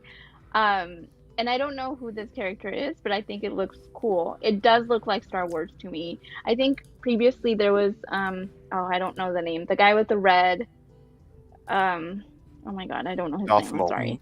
Revan? Revan. Yeah, Revan. Like, he doesn't look like Star Wars to me, but this looks like Star Wars to me. So I'd rather have him get this. Now, again, this is not an approval. I'm just saying a hypothetical that I think that this is cool. It's different than, because you know how I feel about the same character over and over. Like, I don't like that. I'd rather have this than Well, Gigi, you said that you like creatures too, so this is a perfect creature right here. Exactly. So. Yeah. And I mean, you said this looks like Star Wars, but some people have been saying it also looks a little bit like Men in Black, the baby Men in Black film, which I also totally see, which is wild. Yeah. So, but it's a good thing it didn't maybe come with the smiling head sculpt, because then Marco would need 2 of them in the collection, and that would be a tough nut to swallow, one would say. So, absolutely, well said. Let's see, Jose, we haven't got you in a little bit here. What are your thoughts on Kit Fisto? Is this one that you've got considered for your collection, buddy? I think it's cool aesthetically to have an alien in your collection. Definitely will stand out. I don't think it's for me in particular. That's not something I have in order. Maybe down the line I'll consider it, because I do like anything Clone Wars or prequel era. So I do have my collection, my section in my collection for that. But I don't think I have that attachment to that character to fully be like, oh, I'm the day one order this. Maybe something down the line, but it's cool aesthetically in terms of how it would look in the collection, but not something I'm looking at right now. Totally fair. I can see it being one of those things that, like, again, potentially if it even hits a bargain bin bros at some point, right? If people skip over it and it ends up being at a lower price, it might be something that's a little easier to consider, even if you're not super familiar with the character. Because you're right, a creature in the collection is always something different than another Iron Man or another Batman, as GGL Joker put there. Yeah, Marco. Exactly. Excellent. Absolutely. So, Shane, what are your thoughts here on Kit Fisto? I don't know if I've heard your take yet on this specific character or figure. Any desire to put this one in the collection? I'll do this in 10 seconds or less. I don't collect the prequels. People have been crying out for this. I'm happy for my friends who are diehard prequels fans or Star Wars fans. I won't be getting it. It looks cool. Absolutely. Nope, that's fair. Pete, yourself, what are your thoughts? Yeah, I don't mind it, and I think it looks better than the one in the actual film with his grinning. It looks really ropey. I think it's okay. I initially I thought cool, and then I was like, would I have it in my collection? Not really. I have gone down prequels, but and purely on a Jedi kind of route. But I don't really want this guy as much as I don't want the guy standing behind him that clearly isn't Mace Windu. Yeah, it's okay, but it's not one for me. Heck yeah, dude. No, that's fair. Classy, I know you're not a big Star Wars guy, but you do have a very unique collection. Have you had any desire to pick this up over the last couple days here, seeing this kind of float around the community? Not really. I mean, it's a very, very nice looking figure. I mean, I do like the head sculpt. It's very unusual and different looking. Mm-hmm. That would be something though that I would get if it were like on sale. Mm-hmm. I would consider it because I do have Ahsoka, and she's not. She's kind of different looking, and I could put them in a cabinet together, and it could be like they're dating or something like that, or else I could take him out of his robes and put a nice little suit on him or something, jazz him up a little bit. But I mean, I doubt that if I did get a figure like this that I would put him in as a Star Wars figure. I would probably do some kit bashing and just try to make him a general alien and just let him kind of be around because like I said, I don't have enough of a connection to him in Star Wars, but I do like the head sculpt. So I think that's pretty cool. So I'll try to do something with him.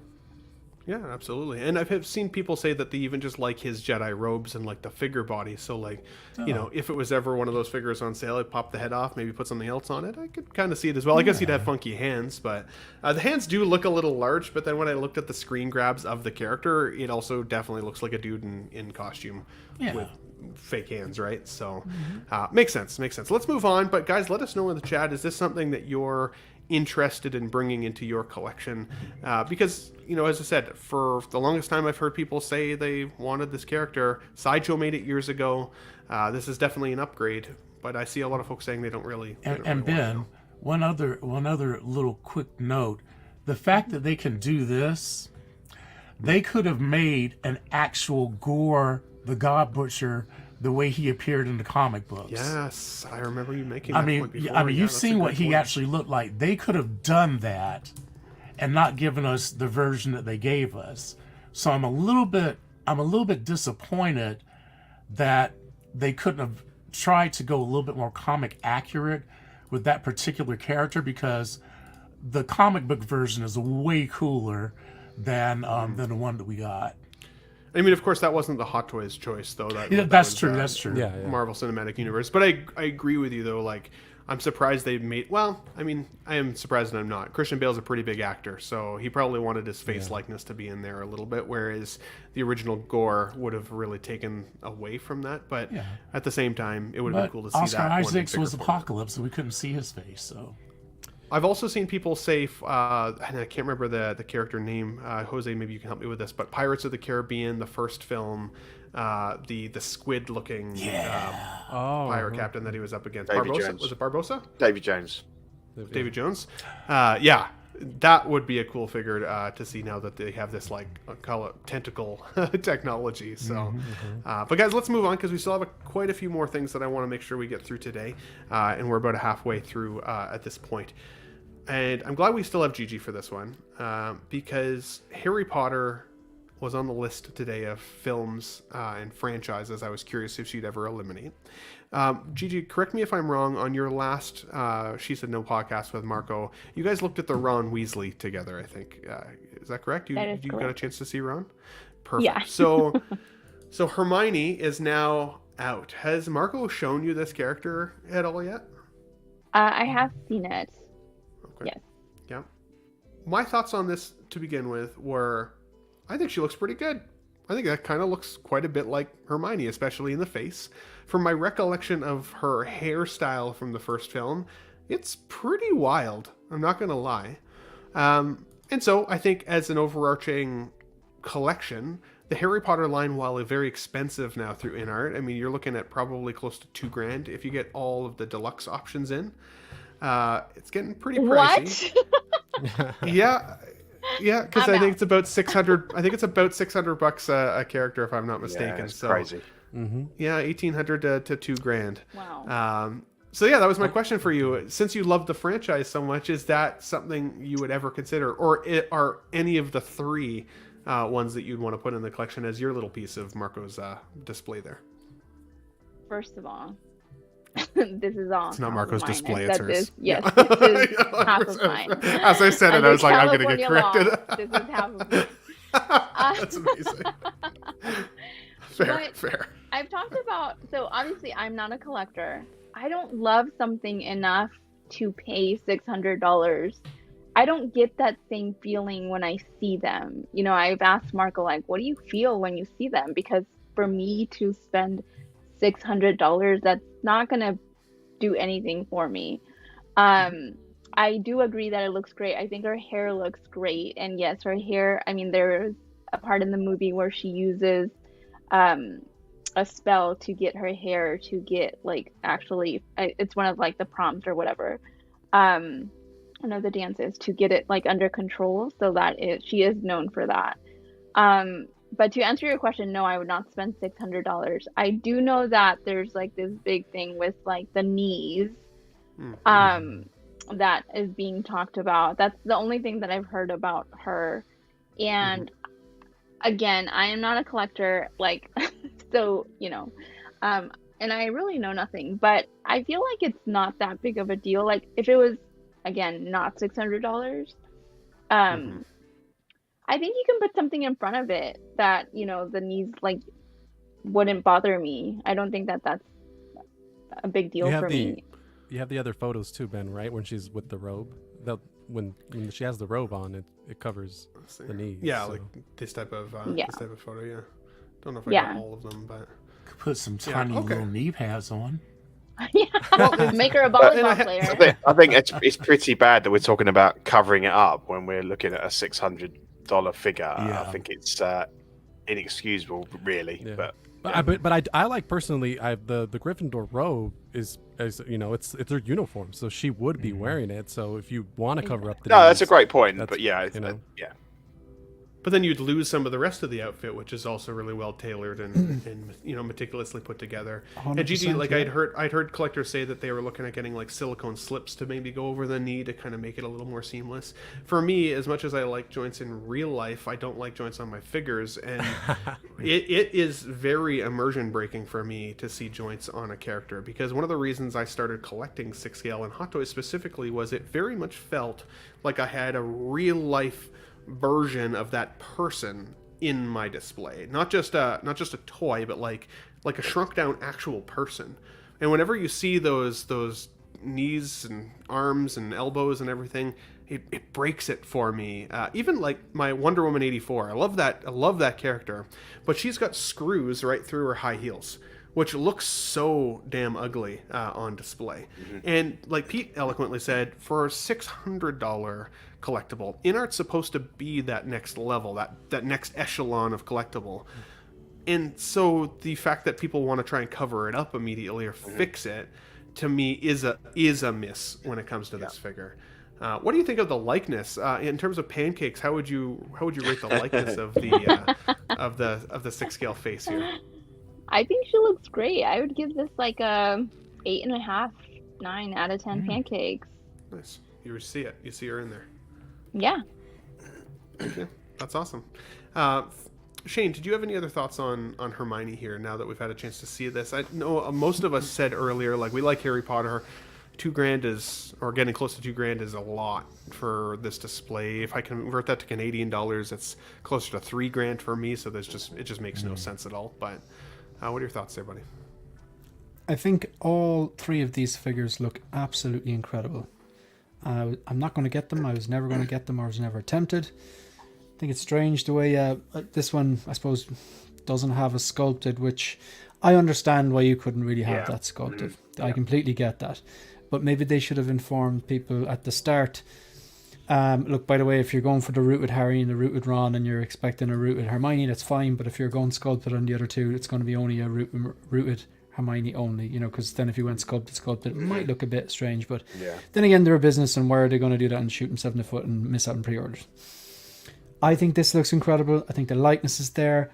That's how I remember her hair in the movies as well. She has quite thick hair. I think the tailoring is incredible. The whole robe thing on the outside, and sure, look, you're not going to see the knees. I don't buy that. I'll give you a perfect example. When I got the Mando Luke, all I wanted to do was pose it with the cloak, with the hood up, and that CCFL lightsaber. That's all I wanted to do. But when I got it, and I really appreciated how good the tailoring on that black Jedi tunic was. So I was like, right, I'm going to adjust the pose. I'm going to make sure that the lightsaber is out nice and wide, so it drags back some of the cape, and you can see some of the beautiful tailoring. So putting the cloak over this to cover up the knees, you're going to miss out on the design on the shirt, the tie, the tailoring and the jumper, the skirt, and everything. So they are very expensive. The knees, do they not know us? Do they not know the community here? This was never going to be. It's fine. Now, I don't think it looks terrible at certain angles, but I do think it's unacceptable. So to the people out there with the slips and all that kind of stuff, no, just don't pre-order it. I know that's easier said than done. I have a Bane on the way, and there's an awkward looking joint on one of those wrists, and I accept that. But the knees, I think, maybe are a bit more egregious than the wrists or the elbows or something like that. Elbows and knees would be kind of quite egregious. They need to sort this. If they really are that company that is good at communicating, now is your time to shine. Yeah, and they put so much effort into those seamless arms for the Joker. It just doesn't compute. There's an inconsistency. There's no logic. Yeah, it'd be a lot easier to do this just as a silicone piece than those arms with all the painting. Give them both. Give them these where you can articulate the knees, and then maybe give, maybe pre-posed legs. Yeah, if you want to put her on the broom or something like that, and you want them bent backwards. Yeah. Or if nothing else, give her silicone legs, because they do attach in at the hip joint. So they could actually just make a silicone leg that would be straight up and down, that you could actually put the hosiery over and then just attach the feet at the bottom. The hosiery. Yeah, but you're inside. You don't want your missus to come in and you've got Hermione's skirt up and you're pulling her legs off and stuff. You've got to justify. I love these figures, and when Harry was solicited, I did genuinely think about pre-ordering it until I saw the price. And when I saw them, as good as the sculpture one was, for me, it would have been rooted all the way. And I think it was something like over $600 US, and I just thought, I know it's a bit of a weird thing to say, but it's half a figure. It's a small figure, and I just couldn't justify, and obviously, you could probably just have Harry on his own.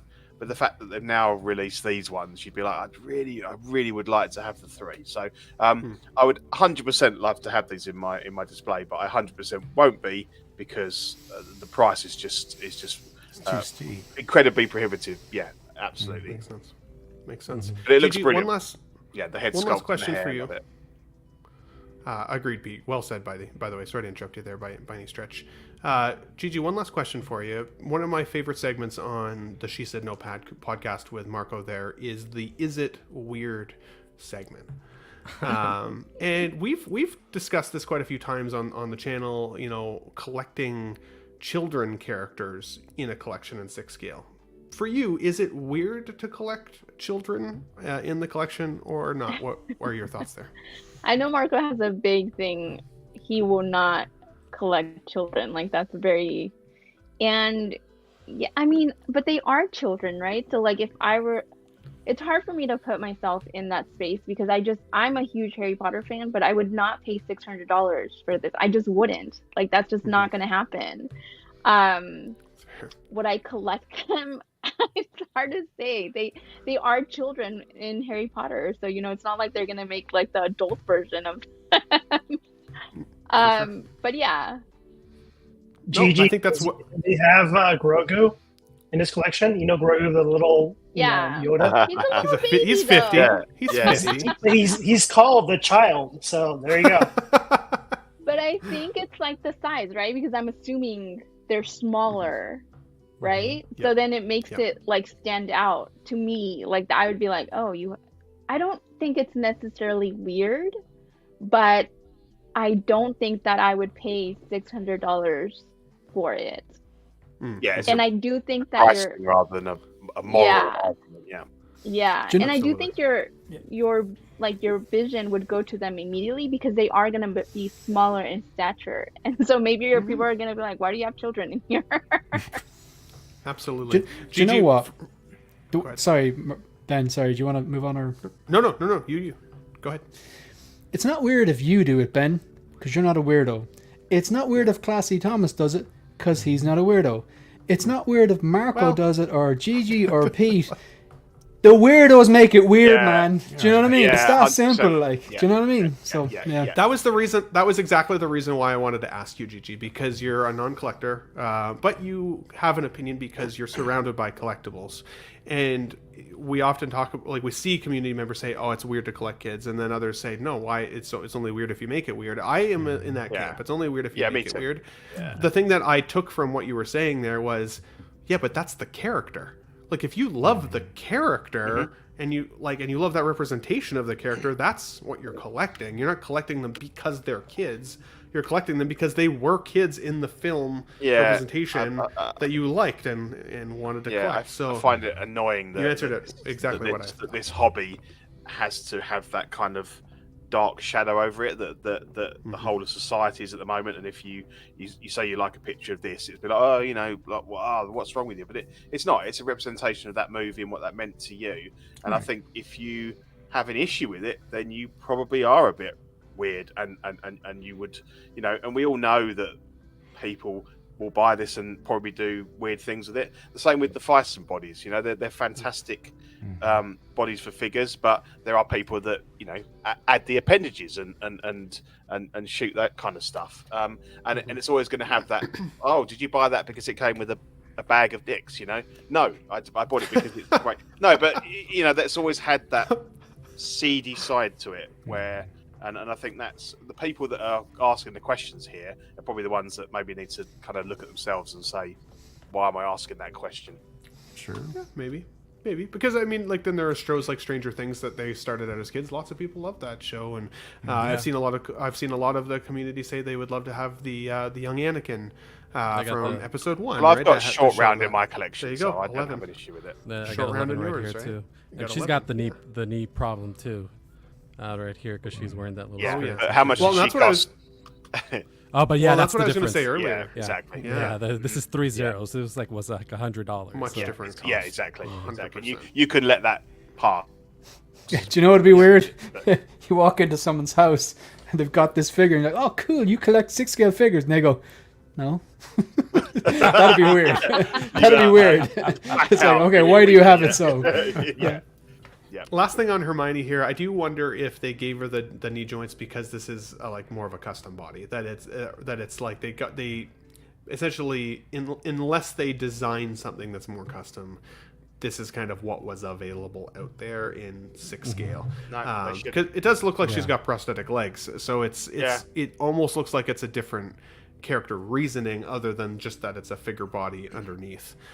For sure. And Blue Dad Life here, one of our channel members, says, "Hello, Nut Crew. Hope all is well. I'll catch the early part of the show on replay. Ben, are you getting Geordie?" 100% I am getting Geordie, of course. Yeah, I love anything TNG is coming here. So. It's inexcusable, Ben. Mars Toys are making an Oompa Loompa body when that figure comes out, and that's, a third of the price of this. So, great point, dude. Stop that's a giving great them point. any slack. Don't give them any pass. Nah.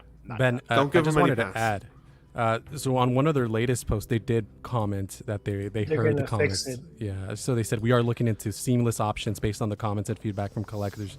Thank you for sharing your thoughts." So it's like it's there. They're aware that it's an issue. And they do react to stuff. So hopefully they'll make that. What's more, What's more off-putting, the pants print on Gandalf or the knees on this? Let's be honest. That's actually been my biggest criticism of Inart. As much as I've enjoyed their figures, and I think they're all beautiful. Don't get me wrong, they're artistic pieces. Like, don't let us be so critical. Don't let us need to have a reason to fix these. Like, all of the suggestions for all of these different characters, the material exists out there already. When you decide to make that character, why not just like hammer the research before you actually go through with making it? If something like Pants Prince exists and you're paying that kind of money, why isn't it on the figure? Like, Zach always had a great point for it. Like, it should be. And why are there folks out there that feel like they have to be so critical of things like markings and eye shapes and all of those things? If they want to be the premium, they should be like, here's the best you'll ever see. There is no tweaking it, because it's a slippery slope to have to keep going back. And after a while, it starts to feel like, are they just kind of tossing the lures out in the pond and seeing how many bites it gets? Like, does it create controversy, or can they get away with it? Can they get away with spending less? And that, to me, diminishes their premium feel. If we always have to then be so quick to judge it, or it's not going to get changed. And I don't think that's a good thing. And unless Emma Watson actually has knee joints, then there's no need for her figure to have knee joints coming from Inart. Yeah. Well, as I said, it looks like prosthetic legs, right? So, yeah. Well, maybe she has prosthetic legs. Maybe that's why they put them on there. I also think Did you ever think about that? I never thought of it. Inart So has it's like really... Wingardium Legiosa. Did not think that was going to be dear. I'm here all night, guys. Yeah. Yeah. I did. The British aren't going to laugh at that, Shane. That's all right. But you're laughing at you won't give the Irish the credit. That's why. I love that one though.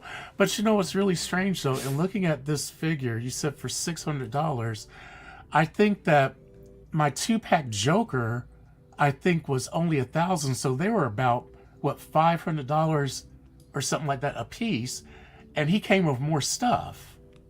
Yeah, also true. Which is kind of odd that the smaller figure, that this one would be so expensive. I would have thought this one would have been a little. I think we're just seeing their prices just going up with every release now. Yeah. But then, like, where's the Batman? Right, like the so-called like influencer batch, people have got that. What? He's at home. Tell me. Washing his tights. I couldn't resist. I could not resist. I couldn't resist. He's doing his laundry. Yeah. But no, we're washing his tights. Get rid of him. Like, it's already been at least a month since the influencers out there got their influencer batch. Like, I don't understand where that figure is now. Why isn't that being updated? Like, why aren't the rest of us starting to get it now? And so if there are delays, that's happened with all of them, hasn't it? I mean, that's happened with all of them. Zach got his Gandalf back in August last year. I got mine in March or April, I think. So there is this huge delay in stuff, and it seems to be their thing. But absolutely. This section took a little longer than expected. Thanks for sticking around, guys. We do have a few more pieces of collecting news to go through before the end of the show.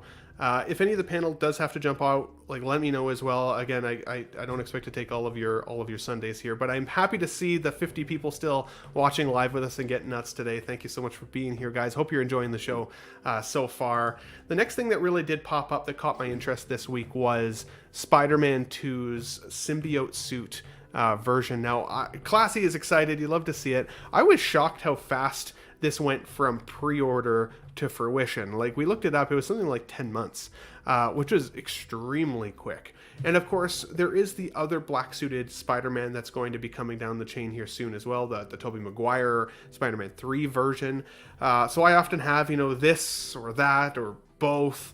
For me, they represent very different characters, almost very different pieces. When I look at this, I think of both my enjoyment of the game, but also of kind of that comic book representation of the black suited Spider-Man. But Tim Harvey makes a great point, and I was going to bring this up later, but we can maybe add this news in as well. He says Marvel's 85th anniversary news from Hot Toys gives us seamless upgrade Avengers Hulk figure, much like the 1/3 figure from Queen Studios. And with the announcement that that it is the 85th anniversary of Avengers, are we going to see other more comic-inspired versions of these characters as well? If you didn't play the PS5 game, is there a chance we're still going to see this suit in more of a comic representation, potentially for an anniversary? Is it this or that or both? I am getting both, but for very different reasons, as I said. I'm getting the Tobey Maguire version because I liked that suit in the film, and the Tobey version, and I liked this suit for the comic aspect of it, as well as my enjoyment of the game. Now, one last thing before I move on to the panelists here, is that I have seen some collectors out there getting this in hand, and apologies, credit to whoever took these photos. I was excited to see that if you wanted to take the deluxe piece, that symbiote over the head section, and put it onto some of your other characters, that is a possibility. It sounds like with a hairdryer, you got to warm it up a little bit, but you can technically put some of these other sculpts on, and I also think that's a really cool effect. So, Gigi, I'll go with you on this first, because I know you have to leave soon there.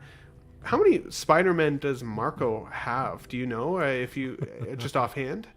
And is this a suit that you find some interest in? Like, when you see this visually on his shelf at some point, is this one that you would be kind of excited to see or not? I hope that he is not listening, but he's definitely not listening.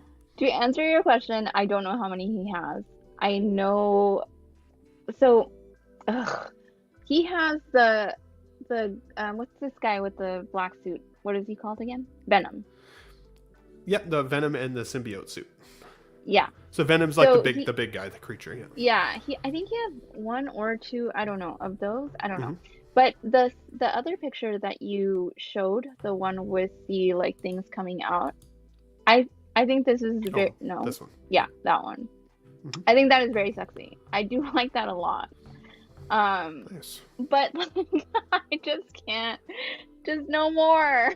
I don't like him having the same figure. This is to me like a Venom. You shouldn't have gotten the other Venom. One black suit is enough, I feel like. But I do like this a lot, and mostly because it has these whatever these things are. Yeah, like the tentacles, coming out of its body. The iron arms. Yeah. Yeah. Okay. So fair enough. And just so you know, there is another Venom that exists that should be coming to people's collections here in the next year that is 21 inches tall. So it's something like 6 inches taller than the other Venom that's already in the display there. So I don't know if he's got that one coming. I kind of agree with you, Gigi. Really, for a disciplined collector, you really should have only one definitive one. But obviously, you can tell that's not with me right here, but it's also not Marco. He has so many jokers. I don't know that there is discipline in this hobby. If I'm going to be, I know there is no discipline. So that's why when I see people have a certain smaller collection, I have all the respect for them because they do have the discipline. But it's very, very, very rare to see that. And unfortunately, this is like crack. It's like you can't stop with one. I have to have all Batman. I have to have all Spider-Man. It's That's unfortunate, true. But yeah, they got us. They got us. Well, and to be fair, Gigi, I've given Marco shit today, but honestly, he actually does have pretty good discipline. He's talked me out of more figures than I've talked him out of. I don't want to hear it. This is a he lie, has. and At least three I can think of. He's talked me out of buying. He talks you out of stuff. He doesn't talk himself out of stuff. Exactly. I was like, you know what? Yeah. He's got a pretty tight list. So I should get it, so I can show. Yeah, I'll get it for you, Ben. Okay. Thank you. Yes, saving me money. I appreciate. I agree, Ben. He does that to me too. He tells me, "No, he does. Don't." Yeah. I almost bought the Hulk recently. Yeah. Well, fair enough. Maybe so. I don't know. You would know better than us. But no, he talked me out of the Hulk. He's talked me out of a couple. But he's also enabled me on some. I will say. We got 16-figure focus with a $5.99 super chat. Says he's at home washing his tights. Love to see it, buddy. Thank you so much. I'm gonna give you. You have to do it in the Bale voice, man. The Bale voice. Washing his tights. Bale actually doesn't say that though. No. Nicholson said that in '89. I just fact-checked the fact-checker. You all saw it, clip that. Wow. Jose, were you wrong? He was wrong. He was wrong. Was he being serious? He thought it was Bale? No, I just. I don't know, man. I don't know. He's at home. It would be funny. Washing his tights. It's at the end of 89. Shane, this is for you, buddy. What? Did we just become best friends? Yep. Thanks, man. I appreciate it. That's awesome. Mr. Mushashi in the chat with us here. He says, "Ha, discipline. I promised myself in 2015 that one Darth Vader was all I was getting. Yeah. Now I have over 200. Oh my God. Hopefully not Darth Vaders specifically. Oh but although I've got 3 Darth Vaders coming, Gigi, and I might need to have a consultation with you because I really don't know if I need 3 Darth Vaders in my collection, to be honest. You don't. She's gonna it's charge very you. simple.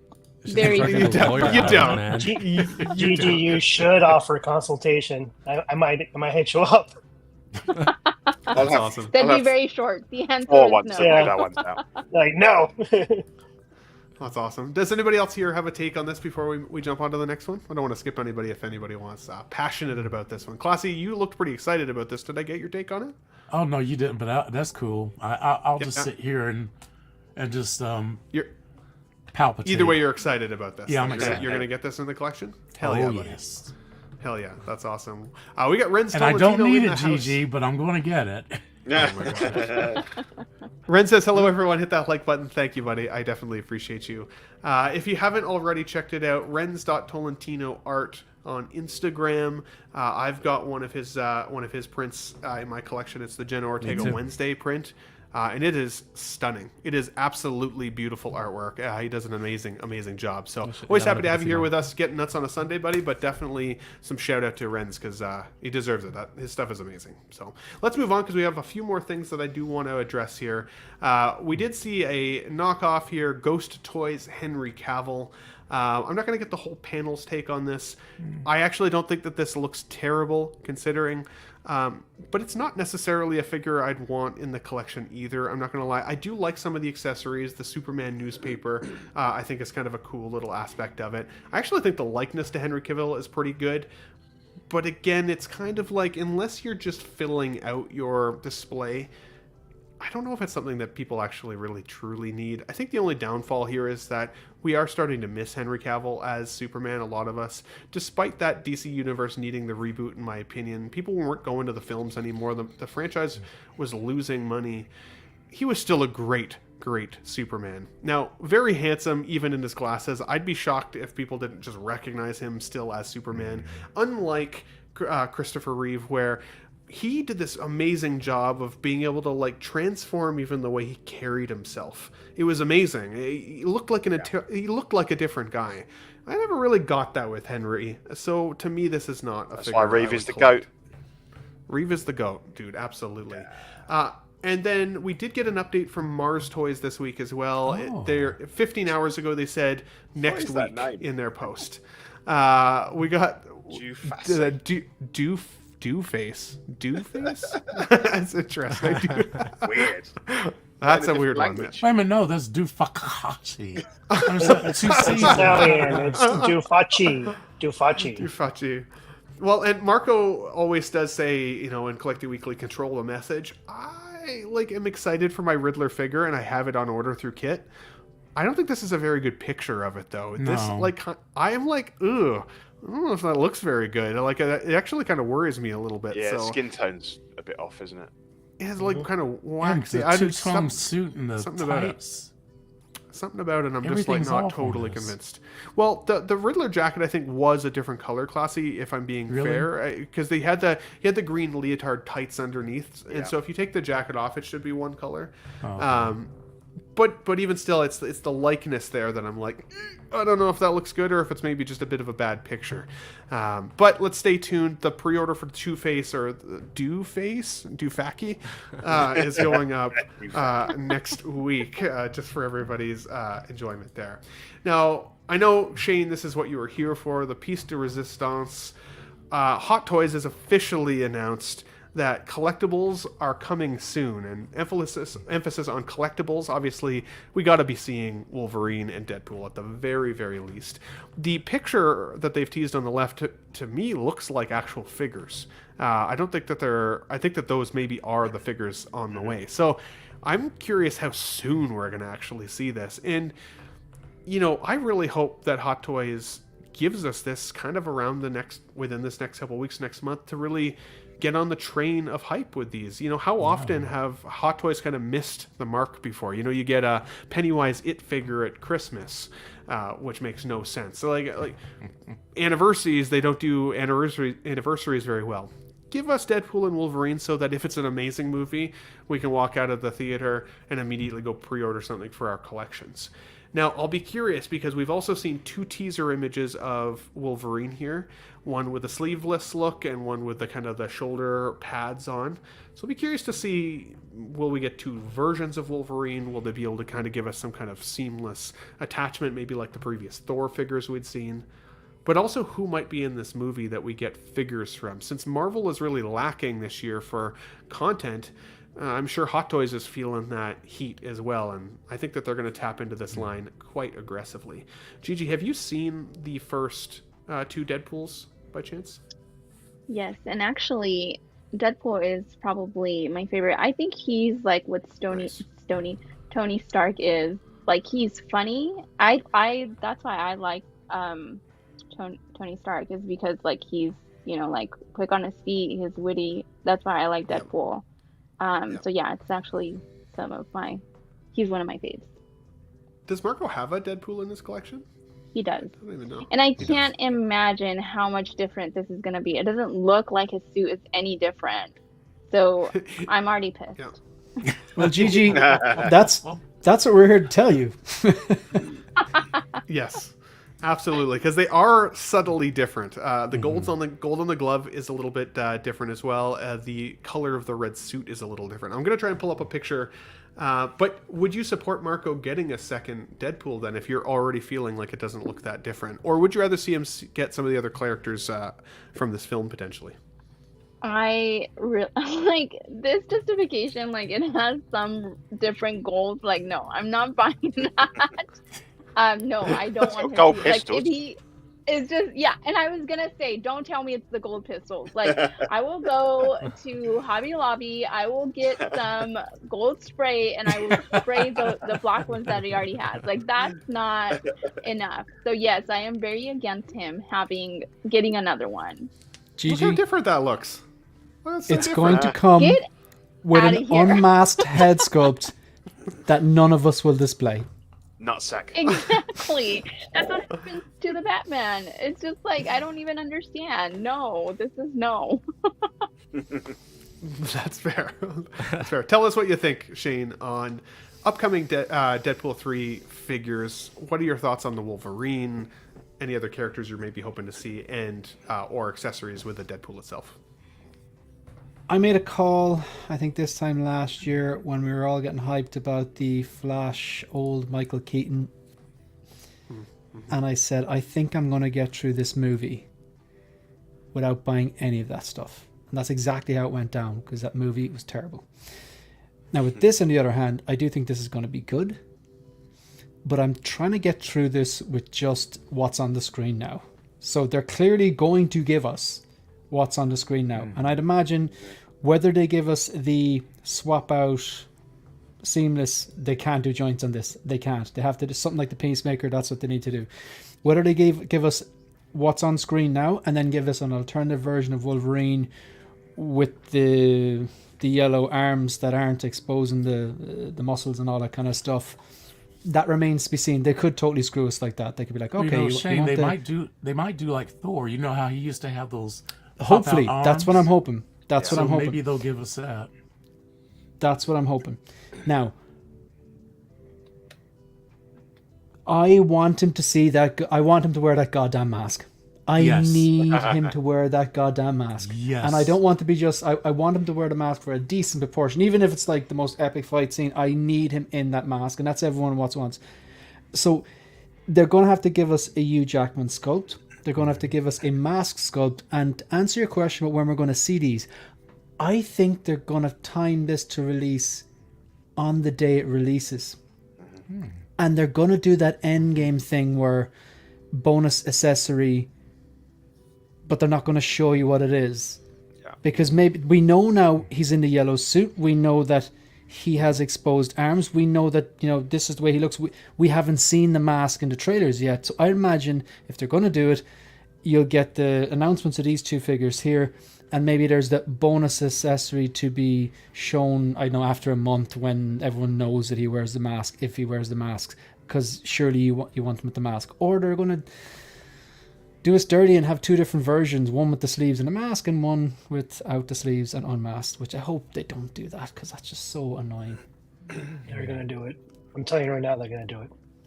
Philly, you're just raining on all my parades. It's like they're bringing back Iron Man because the mouse wants the money. They're going to make you buy 2 figures. And apart from that, I think, yeah, you're going to get the unmasked Deadpool sculpt, but potentially that little toupee because it would be funny. Yes, that would be awesome. I'm not too interested in whatever else they're gonna do. If they made 2 of them, would you guys buy both, like the battle damage and then the one with? Gotta see the movie. Gotta see the movie first, to be honest. But still probably not, because even still, like, as I said about Vaders earlier, how many Vaders do I need? I get it that they're all from different film franchises or films, and I like all the representations, but when they're in the display and when they're 5 feet away from you when you're looking at your display, they still all really look like Darth Vader. I've already got a Hugh Jackman in my collection. How many Hugh Jackmans do I need? How many Wolverines do I need? I canceled my Hono Wolverine because I was like, okay, if I'm going to get a yellow and blue suit, I want it to then be this one, obviously, not necessarily that. But that's like, distant. It just depends. It depends on the collection, though, or the collector, right? Like some of you folks, even just watching right now, have hundreds more figures than I have. I'm getting into the 60 figure range now, and I'm starting to feel a little overstuffed. Like I'm starting to try and decide, do I need even the 2 Lokis that I have? Do I need the War Machine that I have? Like, can I swap those out for others? So to answer your question, Jose, I don't think I would. Even if I love the film, I think I have to choose just one look or the other. So it might just be contingent on the impact in the movie itself. Because collector space is such a like a tight thing. It's so valuable having that little bit of extra space in the collection for the next cool thing. And I mean, we talk about how Hot Toys traditionally gives us somewhere between 80 to 100 figures a year. That doesn't include Inart, doesn't include now Jazzinc and some of the other companies that exist like Mars Toys. After a while, like it only takes 1 year of going a little hog wild to realize that like I'll never be able to collect it all. Gigi, when Marco started collecting 1/6 figures, he told us that, he used to collect shoes, right? And like shoes were a really cool thing. And then, I'll get a couple of these figures because they will, look really cool in a theater room. And before you know it, you're currently surrounded by probably 70 figures, right? And so it can go off the rails a little quick. Yeah, we actually have a separate room. This is a separate room. This is not even in our house. So yes. Yeah. And it was the purple guy, Ben. It was the purple guy. That's the purple guy. That he started with. That's fair. That's fair. Anybody else on Deadpool and Wolverine here? Any other takes there before we move on? Yeah. Go ahead, Classy. I'm a little concerned about Wolverine's suit because I took a peek over at my Wolverine in the cabinet, and I don't know, there's something that looks a little off to me about this costume. And so I think I need to see it in the theater because I don't know if I would buy what's in this picture. But the Deadpool, if it's that same color red as the coming soon, I would definitely get the Deadpool. But maybe the sleeve, if it was a sleeve version, I would probably get that more than the sleeveless because something about that looks off and I can't put my finger on what it is. Is it because no grown man should go out in public wearing that suit? We just think it's cool because it's nostalgia. No, no, because when I look at my comic accurate one, there's a difference and I can't figure out what it is that I don't like. Classy, that's the astonishing version. It has inverted colors. You're talking about the classic black and yellow. That's the astonishing version, which has blue and yellow as stripes. Maybe that's what you're thinking. Yeah, but see, my astonishing version that I have right here, there's something. It looks like it has some more blue in some places going down the sides, and I can't figure out what it is that I'm not seeing. Does it have the blue shoulder pads that stick out? Yeah, the pauldrons. Yeah, those little pieces. Maybe that's it. Well, that might be it. And it's definitely missing the and just like I think Shane, I think you said, the mask is a deal breaker for me. If there's no mask for Wolverine, I'm passing on the figure. It's got to have the mask. Yeah, I vote with your wallet. Like it. Mm-hmm. You know what, Ben? Looking at this picture, you're right. It is the actual figures. I thought it was the original poster, but it looks like the actual figures. Yeah, I'm looking at it right now. Yeah. And I like the gloves. This movie is slated to hit the 1 billion mark, so Hot Toys is going to milk it as much as they can, and they're going to give us multiple Wolverines. I mean, you got Patch Wolverine in there. I guarantee you, we're going to get a version of that. So, you know, and not to mention the unlimited cameos, the possibility of all the cameos we're going to get. They're going to go tap into that because, you know, right now they're slow, so they're going to tap into this, and especially if it hits 1 billion. People are going to want those figures. Oh, they're going to do just like they did Ahsoka. We're going to get probably 16 figures. Yeah. And tens, teens. Yeah, I guarantee you. Deadpool's going to come with Dogpool as well. You think so? Yeah. I could see that because I like the unicorn that came with the Deadpool 2 version. That was pretty cool. So I'll be curious to see. Let us know, guys, in the comments. And if you're watching on replay, are you excited about the line, of course, in the film? I think that hype is pretty obvious. I think most people are excited. But, like, what are you hoping we might see? There's been a lot of also cameos that have been already kind of softly announced, already a few that are confirmed. So this line could grow pretty tremendously. So be smart if you're a new collector, especially. I know we do have some newer collectors in the community that watch the show week over week. You know, I think one of the hardest parts about being on stream and talking about this stuff every week is that we are inspired to buy more. I found when I started streaming with Marco GG that, like, I started talking to him about figures every day. And, like, while we talk about a lot of other cool stuff, it's the figures that, like, we get excited about, we can hype each other up on, and all of a sudden we're buying things that maybe we don't necessarily need. And like I said, space is valuable. One of our great members here, Valkyrie Magnus, says here, started collecting Hot Toys full throttle in January 2024 and have over 40 now. So he's getting close to having the same amount of collectibles as I do. I'll be curious to see how that changes over time. You know, if you got disposable income, great, but if you don't, then being strategic will be an interesting way to see how that evolves over the years for you. And I hope that, you know, people like Valkyrie and other new collectors don't burn out, because after a while you can also feel like I put my Doctor Strange in my collection the other day, and for some reason almost immediately felt burnt out by it, because I needed to shift figures around. I needed to take characters out of poses I really liked to put 2 in a slot versus just 1 in the slot. And it made me feel tired, and I had to put it down for a day or two and come back to it, which is crazy. So it can happen to all of us for sure. Guys, let's move on because we have 1 or 2 more things that I want to talk about before the end of the show today. We got CT603 in the chat with us. Hello, buddy. Good to see you. He says, I'm hoping for a Clone Commander Logan. No doubt. I can see that. Can you imagine? Jazzinc Dioramas has thrown their hat in the ring with Catwoman for a 6-scale collectible. We talked about this last week, so we won't talk too much about Jazzinc specifically. Yost, though, did make an appearance on the 1/6 Scale Man, the Corner, a special episode of The Corner this past week. Great episode. I love Yost, honestly. I really like his transparency, how dialed into the community he really is.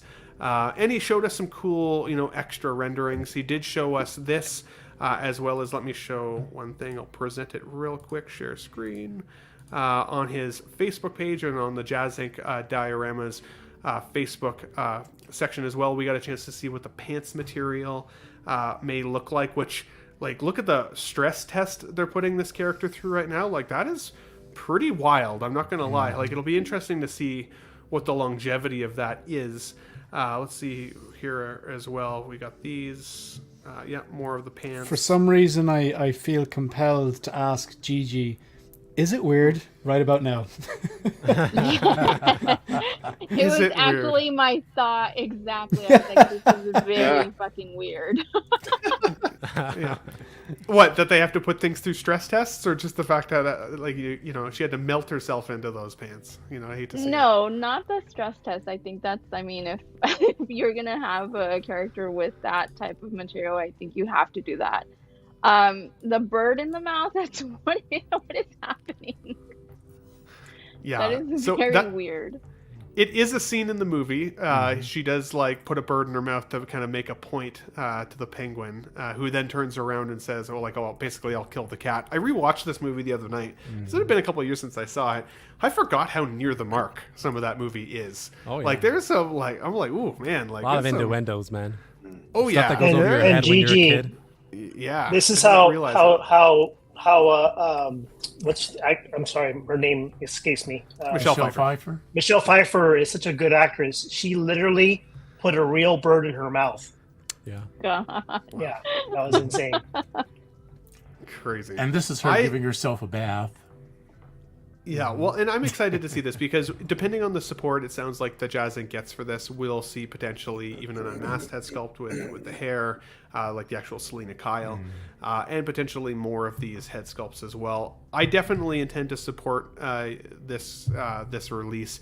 While I still feel a little bit nervous on the delivery, I do think that Yost does seem like a pretty smart guy. I feel like if he's willing to kind of put his business on the line and put himself out there for this, I think he knows that his first figure is going to be extremely critical. I know that it's not his first. I know that there was the Iron Scavenger, but this is his first licensed figure, which also adds that extra layer of pressure because let's be honest, then Warner Bros. Is also looking at him pretty aggressively for how he produces something under their licensed brand. So I'm excited. I'm definitely planning on supporting this release when it comes out for sure. Is anybody else on this panel planning on getting this one? Maybe the Eternal toys or the Mars toys? Yeah. Oh, yes. He couldn't have started with a perfect figure because this figure has been requested for so many years. Yeah, absolutely. It's and he one pretty of those much figures that everybody seems to ask confirmed that they will make the Danny DeVito penguin as well, which is really good news. Yeah, absolutely. Yeah, and I that told his that. license wasn't as hard to acquire as Yeah. has been speculated in the past, right?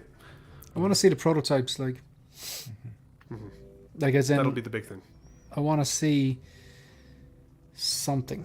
Like I know we've seen there were some stunning images in that little video he did when he announced it, and like that was one that broke the internet, and everyone was like, obviously this is the character that people wanted, and like some of the images in that like look so good. I couldn't tell what I was looking at. I was like, okay, am I looking at an image of Michelle Pfeiffer from the movie, or am I looking at a really, really high-end custom that Sean Dabbs has done before, or am I looking at a 3D render or something like that? So I need to see more, but I am interested. You're talking about this photo shoot? Yeah, I mean, like that looks incredible, but I'm not sure what I'm looking at. Yeah. Those You know what I are That makes AI pictures, Shane. There you go. So yeah. But So like, I it's mean, if it looks like concepts. that, super. But I mean, Did I you am know that interested. this is? Did you know this is Marco's favorite movie, and he will need to collect all of this? Just put it out there. I Cover it feel for like you, he buddy. always says this is my favorite movie, but yeah, I think this is a classic. I mean, I can't say anything against that. I agree. You're gonna be like, get it, but no bird. Yeah, exactly. No bird. The bird with the straight wings, I think, is the weird part. This is very, very odd. Yeah. Odd. Yeah. Well, you said it's just a rough draft. He's gonna You said get it proof more of refined concept. afterwards. Yeah. Proof And of they're going to concept. move the way the tongue goes and everything, but it is a cool proof of concept as you mentioned, buddy. Yeah, absolutely. Guys, we have a couple more options to move through for you, but I do want to just say thanks for sticking around for the show today, all the panelists as well as the chat. Again, we still have 50 people watching live, which is awesome on a Sunday. So thank you for being here and getting nuts with us, guys. Just so everybody is aware, of course, if you're interested once again in becoming one of the Tough Nut channel members, link is in the chat there for you guys as well. Also, I always forget to ask, but if you guys don't mind hitting the like button for me, if you haven't already, it really, really helps to drive the traffic to this show for people who might not be aware of the show quite yet for future videos. So if you don't mind, definitely appreciate the presumptive like there for sure. Now, Iron Man Mark 7 Black and Gold version has also come up for its pre-order window. There are 2,500 of these, GG, or that's what we're told. it's a good looking figure. I've got the Mark 7, the original. I think one of the things that sold me on that figure originally was that it did come with the Tony Stark face in the mask, so you can kind of see what it looked like in the helmet. As well as you had the ability to convert it to a pod mode, the pod that shoots its way out of the glass in the Avengers and kind of catches Tony Stark midair when he's fighting with Loki. That was all really cool stuff with that original release. This one doesn't come with any of that. This is very stripped down.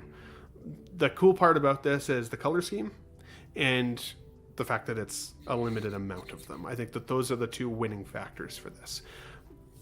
But I would say for me, this is one that I immediately chose to skip on as soon as I saw it, even though I thought the color scheme was cool. I already have the Mark 7. Years ago, I think it was 2014 or 2015, they did come out with the Mark 20 that had basically the same paint scheme, like the gold and black. So it's about a 10-year gap since the last time we saw a black and gold one. But again, for me, like, that doesn't make much of a difference. I didn't see this on screen, so to me, it doesn't give me that nostalgic kind of punch in the chest that I'm looking for. And I don't really care about exclusive numbers. If anything, it's more about the iconicness of the character. Although, on the other hand, I also understand why it's cool to have stuff that other people don't have. That is a fun part of collecting, too. And I'm not stupid. I get that. So, Gigi, when you look around the room and you look at Mark, or I should say just Iron Man suits in general, there are two others that popped up, and I'm going to show them all three, and we can then have kind of a group discussion on all three of these. Because there's the black and the gold version, Gigi. Then there was this one that was paired with Coca-Cola. This is the Mark III suit. There was only 200 of these worldwide. And you had to be on kind of a specific kind of lottery 20. program for that. Was it 20 or 200? 20. Thank you for the correction, Michael. Yeah, wow. 20 worldwide, which is obviously like nobody's going to have this. And the aftermarket's going to be absolutely wild. And then this one, Gigi, also came up, and this is a suit-up suit. So this is meant to be displayed back-facing, opened up as though Tony Stark's about to kind of step into it and have it kind of, encompass his body.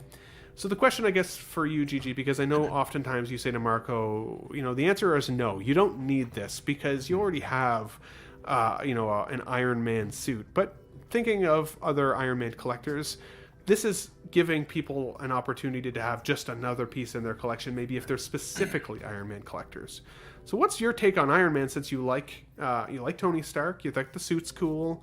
If Marco said, I've got another 3 Iron Men coming, I don't know if he does, by the way, I'm not calling him out. If he happened to say that he had these coming, what are your thoughts on these 3 releases? The first and the second are absolutely no. They don't, this doesn't even look like Iron Man to me. Like, it looks like a company is trying to do something that looks like Iron Man. Like, this doesn't look like an Iron Man to me. Almost like a third-party version. Hard to pass for me. All I can think of is, his hairline is, very, up there. He's so losing no. his hair.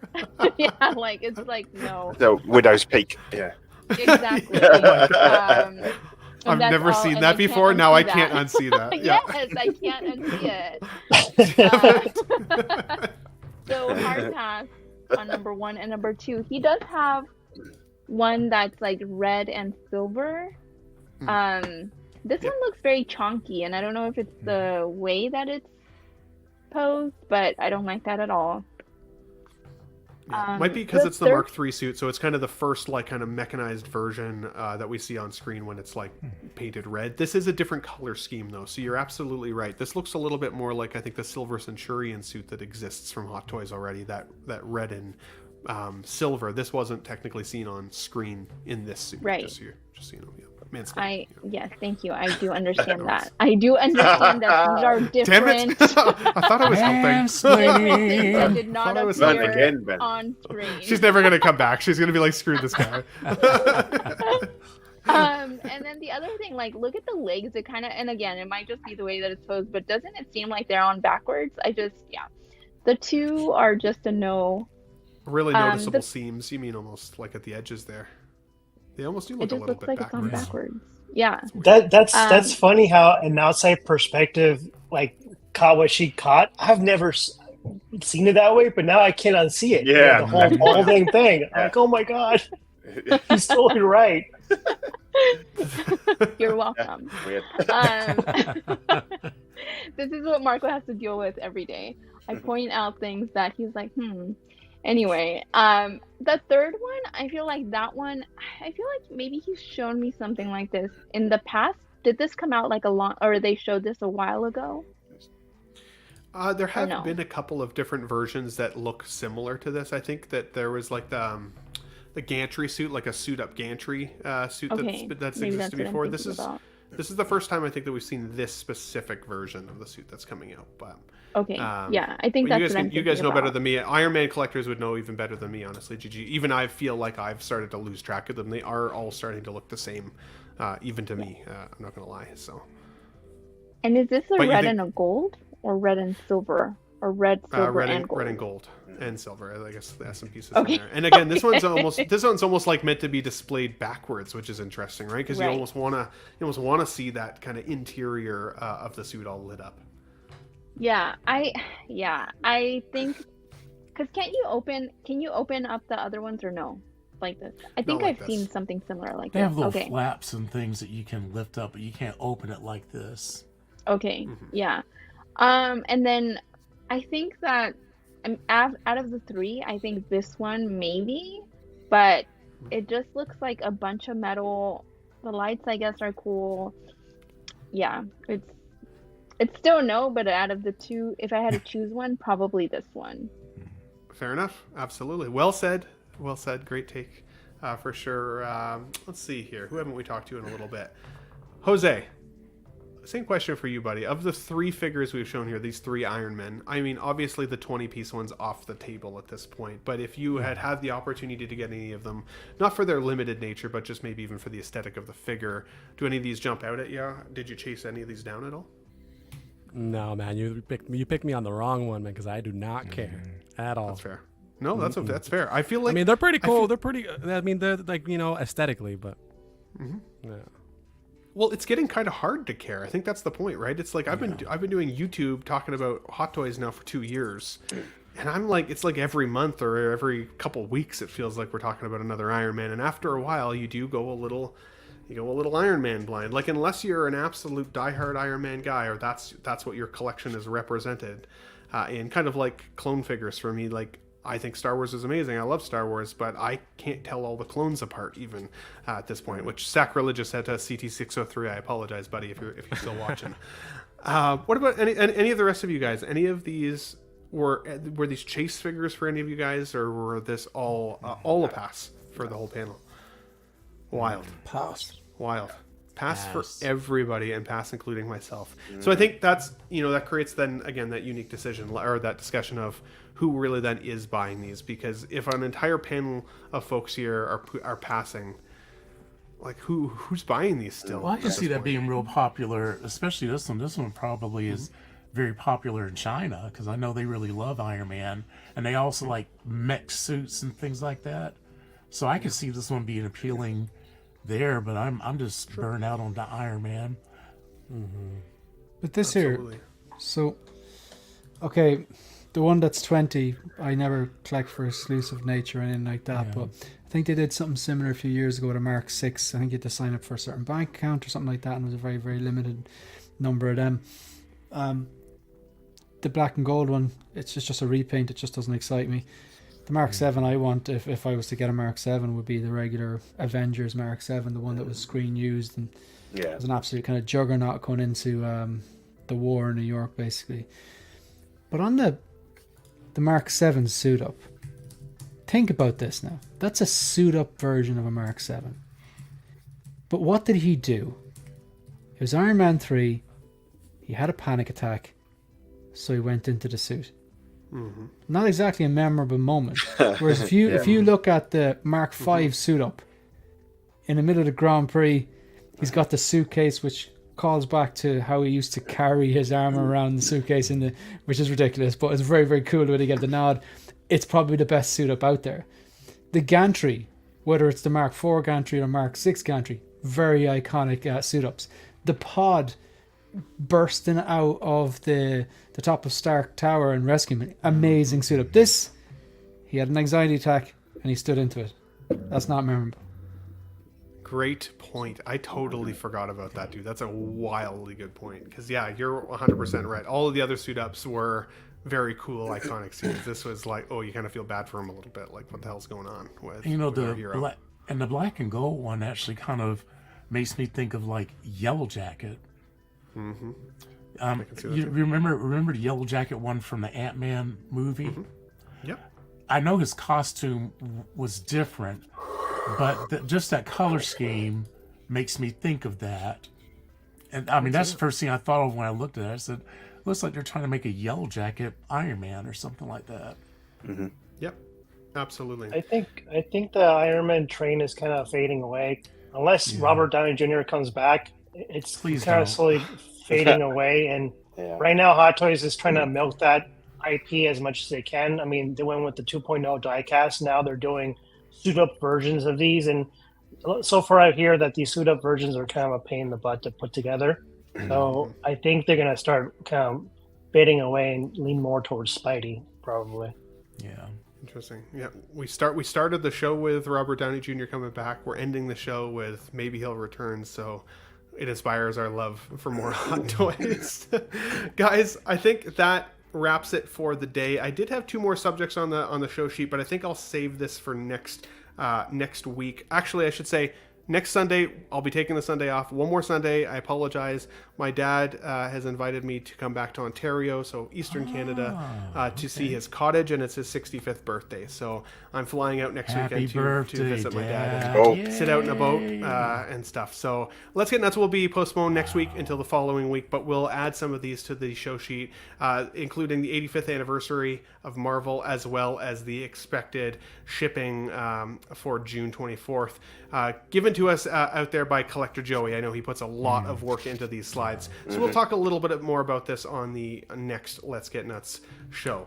Now, guys, today we had a very, very special guest spending her time and effort and Sunday afternoon with us, Gigi. Thank you so much for being here. Yay. Not only for us as well, but representing your awesome channel over there, 16 Fix. Is anything coming up for you guys on 16 Fix that you're aware of, or the She Said No podcast, or do you really just have to get that tension to build before the next episode's announced? I was curious how you guys run that down. First of all, you're welcome. I'm kidding. Thank you for having me. Definitely. I don't know, honestly. It's just I know Marco tries to have us do one at least once a month. But my job, I mean, I have to get back to work now, but I have a hearing coming up. And so whenever I have a hearing, it's just like really, really intense for work. And I was traveling most of May for work. And so I'm sure he'll post on the 16 Fix Instagram account 15 minutes before we go live, because that's just what he does. He knows the night before, but somehow he still just puts it like 15 minutes before. But again, that's on, and yeah. So no, we don't have anything scheduled. I'm sure he'll ask soon. He's been pretty quiet. So yeah, I'm sure we'll have something. Does it depend on how many figures he's snuck in while you've been away, Gigi? Exactly. Yes. We have a ring now, so I can see. Very smart. That footage of you looking at the tumbler out in the front yard there, I was like, oh my God, this is amazing. Oh gosh. Anyway, yeah. Awesome. He's the worst. Fair.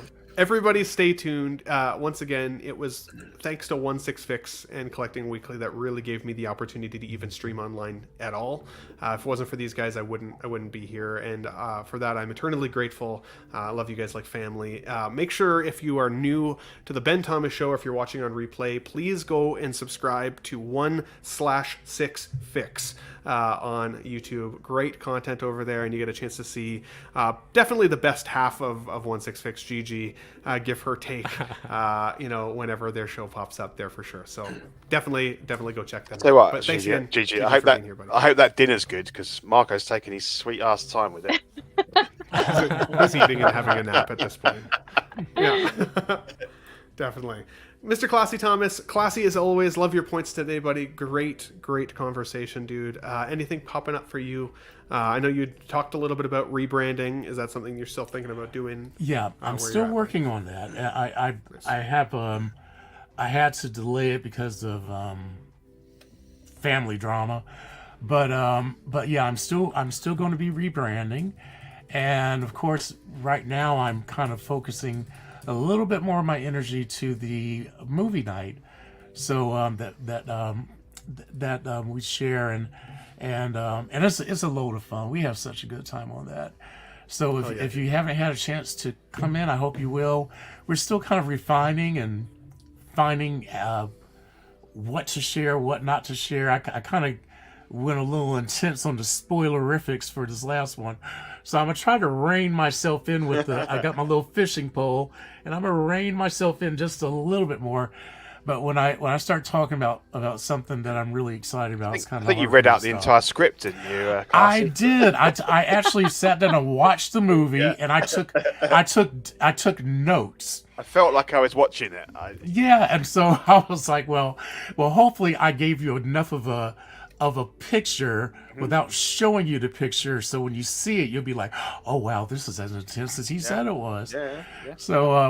So yeah, but we've been having a really good time with that. So I hope you all can join me, the two of us on that on Thursday nights at 9 Eastern Standard Time, and I'm still updating my room also. I still got a couple of shelves to build and figures to display, but I have a full Loki display already ready, which I can't wait to show you guys because I love it. It's awesome, and but I'm really enjoying it because I'm getting things out of boxes, putting them out on shelves, so I'm having a really good time. Hell yeah, dude. Thanks for coming back. Excited to see a little bit more for sure. Make sure you keep sharing. Definitely check out Collecting Weekly. Just their channel in general. I'm usually on with the boys on Tuesday nights on their live show on the Collecting Weekly Live, essentially, their big one. But also all of the episodes, the Small Talk, and some of the other shows that are coming up. Oh, and I also do show up on After Dark on Wednesday nights, so... Yeah, I need to get back on After Dark again at some point. It's been a little while since I joined you guys and got a little wild. So that's where the Pogs idea came out back in the day. So now Pete and Classy, love you, buddy. Thanks for coming back, man. Mr. Pete, I know you are taking a bit of a break with OFAC right now, but obviously you're always available and you often come and hang out with us on Sundays. Is there anything else going on for you, man, that we can look forward to? Or? Yeah, no, this is it. So, without my own show at the moment, you are my outlet for when I fancy a bit of podcasting. So, nice. I'm always happy to join if I can. I'm still working on my collection room. I mean, you see behind... Now there's some light in here. That's the projector screen. So it's just a white wall. But I do have my new cabinets, which I need to build, and then like Thomas is basically getting all the figures out again. So I'm really looking forward to that. So hopefully in the next few weeks, I can shoot a collection tour. Hell yeah, dude. Hell yeah. I'm excited to see that. And your lighting looks way more crispy. It's good to see you in the light again, buddy, for sure. So, and thanks for always being here, man. And now, just so everybody is aware, I did upgrade my StreamYard today. It's one of the reasons I've got like a better background, and I could do my nut yard created by Dean for me up in the top right corner there. Let me know if the like clarity of the stream is better as well on bigger screens and all of that. Hopefully it will be better. But part of the membership money from the Tough Nut crew, I should say most of it now, honestly, is going towards paying for StreamYard. But at least hopefully the quality will be better for the Sunday shows. So let me know if you guys like that. But it also means that I can have up to 10 panelists now. Before I could only have 5. So you'll see bigger Let's Get Nuts shows in the future, maybe with just big group chats. And if anybody out there has ever wanted to throw your hat in the ring and join us on a Let's Get Nuts stream, please definitely let me know, and we'll bring you in. Mr. Shane, 1 6-figure focus. Hope show's coming up on Monday. Anything else coming up for you, good sir, that we can look forward to? Well, first of all, thank you very much for the invite and allowing me to come on. I don't usually get to stream on the Sunday night because it's a little bit late and it's a school night, but school's out for the summer, so thank you very much. Great to see Thomas and Gigi and Pete and Philly and Jose the fact checker. As always, so look, tomorrow night is going to be my last stream for probably a long time, for about 9 weeks. So tomorrow is episode 50 of the Hope Show. Wow. And I'll be giving away a Joker detonator. So it's actually to one of the channel members. So it's actually a channel member giveaway, but I'll be doing it live tomorrow on the Hope Show. It's only something small, but look, I have one, and I'm going to be giving that away. Apart from that, live on a channel at the moment, I've got the review for the Final Swing red and blue suit, so that's up there at the moment. I've got 2 days to try and make a load of content that I can stagger while I'm away, because I'm going to New Zealand on Wednesday for 9 weeks, and I will be snowboarding, and I will not be streaming or any of that kind of stuff. So that's gonna be awesome, though, dude. Hell yeah. I'm going to get a load of shorts done over the next 2 days. I want to get a review on the 1973 Wolverine. Oh man, that I really, really like it. It's the perfect but anyway, review on that. Review on Toby, which I'm not sure if I'm going to keep. And then I've got a kind of a series of videos that I want to work on over the next 48 hours and just have them staggered to keep the channel ticking over. So yeah, there's stuff there, even though I'll be gone. Well, Shane, if you decide not to keep your Toby, let me know. I might be interested. You are about the third person to say that to me, but I will definitely remember. Yeah, I'll bump you up the list. Yeah. So are you planning on seeing any of the Hobbit, Lord of the Rings stuff while you're there, Shane? Yeah, possibly. See, this is actually my 4th time making this trip. Because about maybe 10 years ago, every single cent I had went into snowboarding. So literally school would finish. Our summer is their winter, so it was just like I could do a hobby that I can't do in Ireland and just gone. And I have done a lot of the traveling over there, but I've never been to Hobbiton. And obviously there's things that Megan, it's her first time going, that she wants to see, and there's other things she'd be like, okay, what haven't you done that you'd like to do? So it's a possibility. Cool. We haven't got a book, but very cool. So yeah, looking forward to it, man. Looking forward to it. Nice. Good times. A lot of gratitude. Definitely. Be safe, dude. Be safe and have a lot of fun, man. Yeah, absolutely. For sure. And we'll miss you on the live streams, but it's always good to take a vacation, come back nice and fresh. There'll be no nothing burgers by the time you're back. So. And we've been waiting for this since the last time I was there it was in 2013, and like Queenstown, I'm not sure if anyone's ever been there, but I'm not a religious person. I don't believe in heaven and hell or any of that stuff. But when I die, if I'm wrong and there is a heaven, I hope it looks like Queenstown, because it's just the most amazing place in the world. Cool. So looking forward to going over there. And if you want to share any pictures to the Let's Get Nuts crew chat, I'll put them on the streams on the upcoming shows. If you're out there and if you want to share anything, I'd love to do that for you. But that'd be cool. And we always got to look at other cool stuff too. So, but dude, thank you for being back and being here, being a little bit late your time, you and Pete, honestly. But we appreciate you guys. And yeah. Make sure you're safe on your trip, buddy. Have a lot of fun. Jose, anything coming up for you in the next couple of days? I know you're usually on the Hope Show when you can be, but anything else popping up for you we can look forward to? Yeah, usually on the Hope Show with Shane and the guys there, having a lot of fun. So that's usually where you'll find me. I haven't been streaming as much because I've been a little bit busy with work and all that, but the school year just ended. I'm also in that field too, so school year just ended, so I'll have more time. So I'll be there tomorrow, most likely for the 50th. So yeah, that's where you'll find me. Hell yeah. Well, we're always, again, happy to have you here, man. Anytime you can pop back in, please let me know you can be here, and we will have you. I appreciate it. Thanks for having me. Oh, of course. I mean, it was for Gigi, but you're kind of okay. It was definitely for Gigi, let's be honest. We're all here for Gigi. I showed up for Gigi today, honestly. So, last but certainly not least, Mr. Philly from Figurecraft over on YouTube there. You've been making your rounds everywhere, buddy. I feel like I see you everywhere. So great job on the work in it, because it takes a lot of effort to be both part of streams, but also part of the community and the chats, and then making your own content. Anything coming up for you, buddy, that we can I'll look forward to?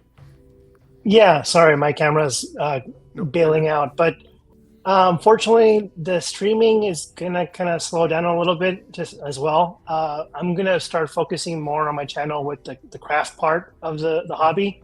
So expect to see more diorama builds and how-to and tutorials. Yeah. So that's where I'm gonna go for. And obviously in the summertime, I'm gonna enjoy the good, San Diego Comic-Con coming up with my buddies and all my friends coming over, looking forward to Wolverine and Deadpool. That's one of the biggest anticipation movies I've waited for a long time and looking forward to it. Yeah. But Gigi, thank you for giving us Ben. He is the coolest guy on YouTube. Thank you for that. And go easy on Marco, please. Marco is, he's a really handsome, nice fella, and I got a chance to meet him during, CaliCon. So he is definitely a treasure. Classy, always a pleasure. Pete and Shane, good luck on your trip. And then Jose, I'll see you around because we're locals. So thanks for having me, Ben. I appreciate it. And maybe I'll join you soon, probably after summer. Sounds good. Let me know if there's any content. Same goes for all of you guys. If there's any content you want me to share, even if you can't make it to the show, let me know. I'll share it here. I think we all help each other all the time, and that's one of my favorite parts of even honestly just doing this every week. If you're new to the channel, if you're just joining in, or if you catching us on replay, if you're already here, you already know that the Ben Thomas Show exists, but if you're not a channel member or a subscriber, definitely appreciate it.